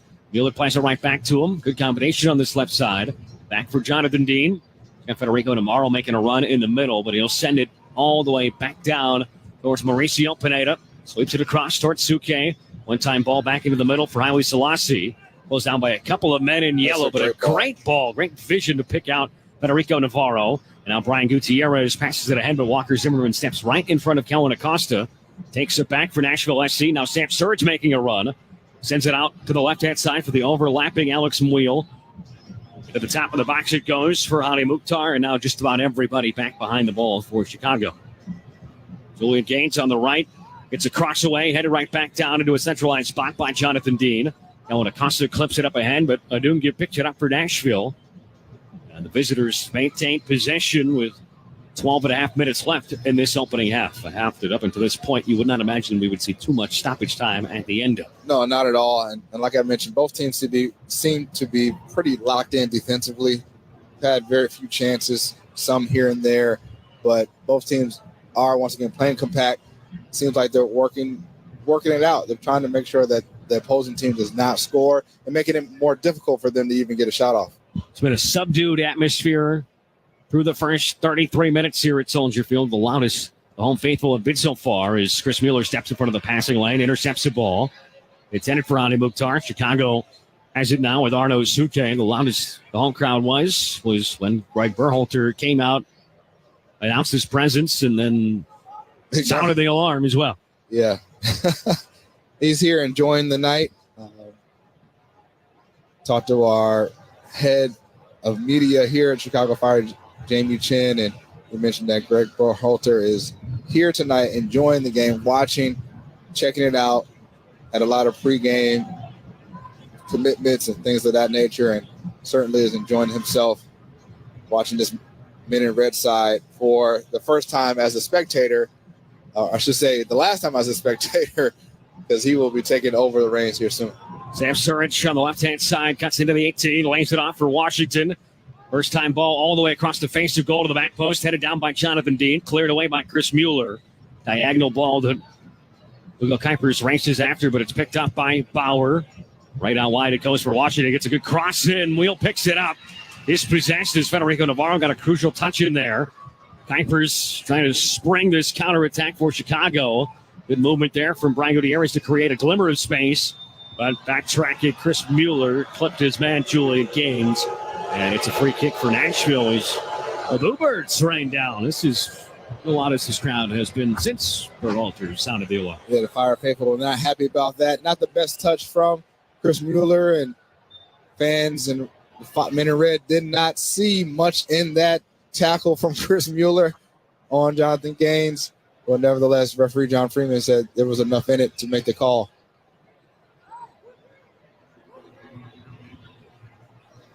Walker Zimmerman right now is the man face-to-face having a conversation with John Freeman, our head referee.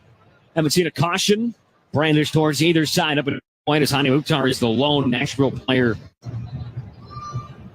on top of this free kick opportunity. A set piece that is from a good 40 yards out, centralized spot. He's got one option close to his left. That's Taylor Washington. Just about everybody else on the pitch for Nashville lined up on the near side, adjacent to the Fire 18. I never liked these types of set pieces. You have to hold your line on the 18, drop at the right time, make sure you're marked up. Mukhtar clips it towards the near post, headed back across the face of goal by Sturridge, towards Muyl, but collected by a leaping Brady. So the Fire escape this first real dangerous set piece opportunity for the visitors tonight. 36 minutes in, we are goalless. Fire at 4 shots, 2 on target. Nashville has 4 shots total as well, but none of them so far have tested Chris Brady, who was the number 13th ranked player of that body armor 22 under 22 that came out during the 17-day break for Chicago. Another good run up the left-hand side from Jonathan Dean. Good matchup of 2 guys wearing number 24, him and Jonathan Perez tonight, as Chris Mueller couldn't quite extend that right boot far enough to bring that ball down. It's picked up by Gaines. Those 2 guys have fouled each other a couple of times. They've been going at it on that left side. As Hani Mukhtar goes to ground, but Kellen Acosta comes away with it for Chicago. He springs free from a crowd of traffic. Now Marwan Highway Selassie trying to cut his way through a trio of yellow jerseys and loses it out with a heavy touch over the end line. Yeah, if there's one player tonight who needs to have the ball at their feet, is certainly Myron Haile Selassie. I would try to feed him as much as possible. The flanks are wide open, or I should say are a place of joy for the men in red tonight. So I would feed him as much as possible. Get the ball out wide. Let him get touches on the ball. Chris Mueller, Jonathan Dean. Like you said, Jonathan Dean is really – he's finding some space on the left-hand side going against Perez. I think Perez is obviously a more attacking-minded player. Is not really feeling defense. So I think Jonathan Dean will have the upper hand in that matchup. Hani Mukhtar with Muyl. It's a give over to Sturridge. Clips it forward for Mukhtar. Boy, you love that final ball idea. Clipped it off the outside of his right boot, but not quite in line with Mukhtar's ride. It's a Fire goal kick. So what we just saw is actually how you beat a team that's compact and solid defensively. A lot of quick 1-2s, little flicks. If you can visualize the goal that took place in Charlotte a few weeks ago, it was Swiderski. I forgot who was playing with them, but the quick 1-2s, tiki-taka, players running off the ball after they played it in, continuing their run, little flicks, little chips, little dinks. That's how you beat these types of compact, solid defenses. Strong tackle at play from Marwan Highway Selassie. Gives over to Guti. Long ball over the top for Ugo Kuipers, who wins the race there. Kuipers gets there just in front of Josh Bauer. Carroll sorts the corner flag. Now backtracks. Lays it off, centering ball towards Federico Navarro. Squares it towards Brian Gutierrez. Guti makes a run through the middle. Couldn't get that final ball through to Kuipers. It falls for Kellen Acosta, though. Into the middle. Highway Selassie tried to send it through to Guti, but it's cleared away by Julian Gaines. That's a foul. And it coming together. And they'll just say this might have just been an incidental trip between Pineda and Sturridge, but potentially a fortunate break for Chicago. Well, I'm glad that you, Max, felt that. I said might have. In my humble opinion, Max, that was a foul. Pineda certainly impeded the progress of Sturridge. But, we will continue to play on. Great switch from Kellen Acosta over to the right with Arno Suke. We've hit the 39-minute mark. 6 to play plus stoppage time in the first half. 0-0 affair between Chicago and Nashville. At this point, we played 129 minutes between these two sides this year. Just 1 goal to speak of. And it came 19 minutes into the first matchup. As this is a takeaway from Taylor Washington. Washington sprinting through the middle, trying to clip that through for Sturridge. Maybe waited a hair too long, though. And now Mauricio Pineda on the half volley with the left foot clears it away for Chicago. Yeah, not a great turnover there by Fede Navarro, but good recovery by Pineda. And if that ball ends up getting flicked into the right position of Sam Sturridge, that would have been a dangerous chance for Nashville. Anunga up ahead for Mukhtar. He's got Federico Navarro right on his heels. Right back to Brian Anunga. Up ahead for Muyl, defended by Navarro, and Muyl goes to ground and loses out on the whistle as Navarro draws the foul.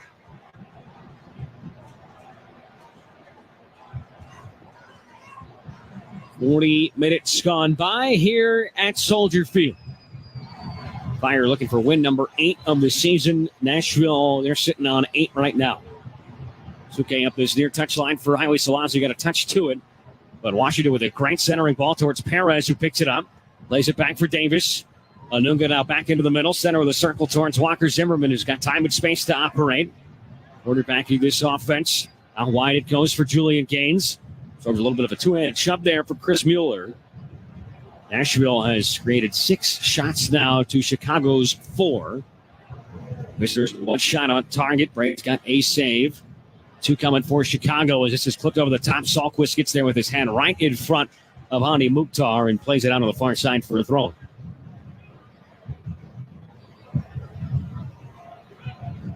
Well, it's a match we knew coming in on this decision day would lack a little bit of intensity because there's nothing on the line, but we've had plenty of chances. Oh, no. And this will fall for Hani Mukhtar. Gets a deflected shot away. Boy, a careless ball in towards a penalty spot from Chicago. And thankfully, with a palpable sense of relief in this stadium, it results in just an Nashville corner. Not sure if it's a bit of a misclearance. Not sure if it was trying to.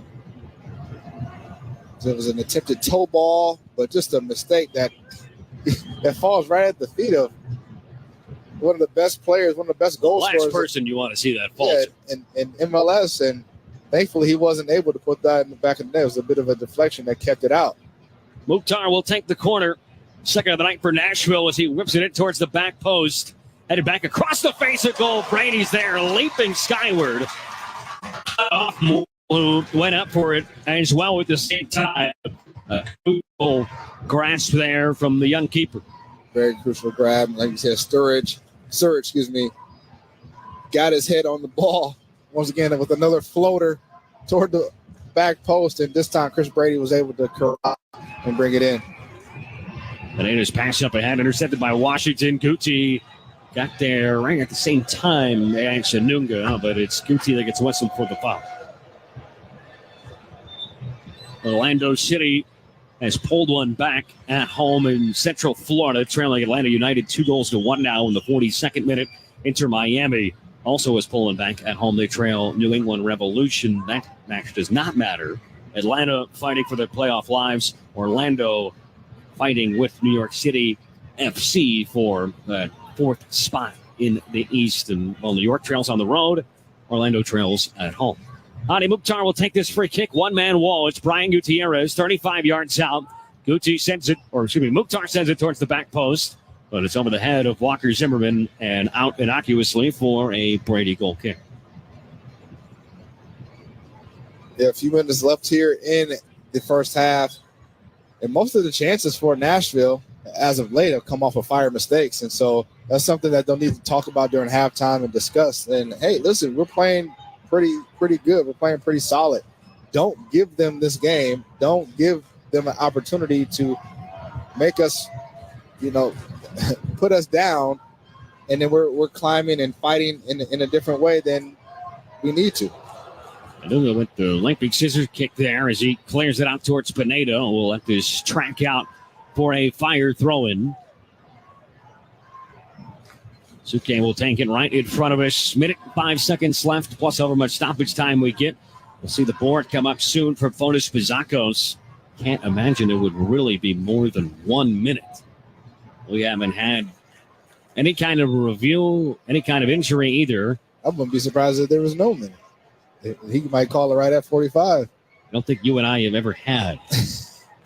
Generally, more so the case here, it's been 6 more likely than 1. 6, 8. It's always a surprise, man. Always a surprise. 2K took the throw in, but he had inched his way too far forward, so they'll make him redo it. Takes it from almost exactly the same spot. Pinballs around Washington and Navarro. It's out now for a Nashville throw in at the same spot. 20 seconds left plus stoppage time. Frank Lopez imploring that Nashville has to take this further back. Washington sends it towards the near side corner flag. Mukhtar picks it up with Mauricio Pineda on his heels. Still Mukhtar. Good back heel flick towards Washington, who's crossed into the box, is headed down and out by Fede Navarro. Mueller squares it for Acosta. Plays it back behind Haile Selassie, though. It is 1 minute of stoppage time. We are 8 seconds into it. Jonathan Perez backtracking, finds Sean Davis. Does Nashville have one more chance in them before we get the halftime whistle? Surridge made the run in front of Gaines, but Gaines goes back his square into the middle towards Anunga. 35 seconds left. Anunga tries to clip it over the top of Jonathan Dean, but it's right to him. Heads it down. Chicago a chance maybe for a final counter as Kuipers clips it up the left-hand side for Brian Gutierrez. Heavy touch, and it's taken away by Walker Zimmerman, who went to ground.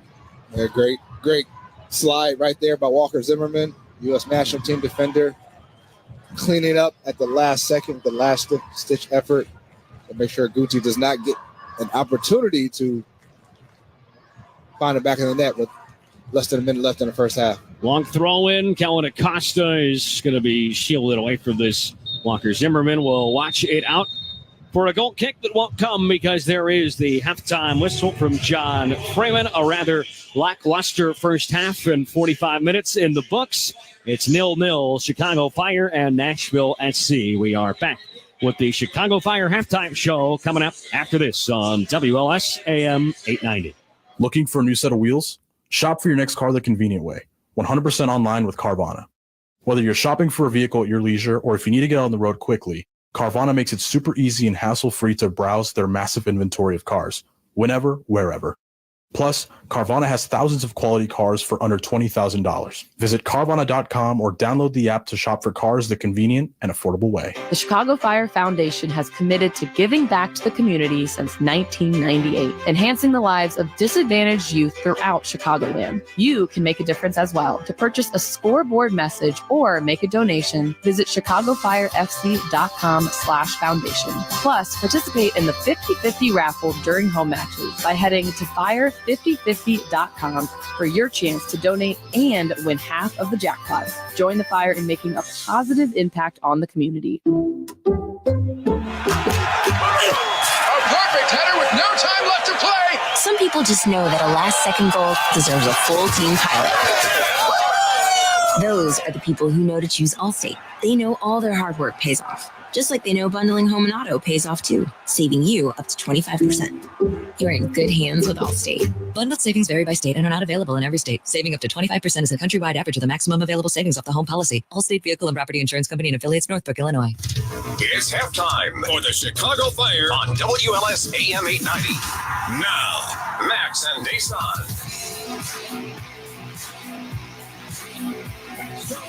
John Robinson with you, our producer tonight, Joey Dwyer, our audio engineer, Roberto Lopez. We are at Soldier Field for this decision day, match number 34 of the campaign, the final tilt for Chicago Fire and Nashville SC. The visitors looking for win number 9. The home side looking for win number 8, looking to send Frank Klopas out on a high. And, well, we are goalless right now on a pretty balmy middle of October Saturday night here on the lake front. And, there weren't a whole lot of high-quality chances in that first half, so we've only got the one audio highlight for you, and it came from the fiery and speedy Jonathan Perez.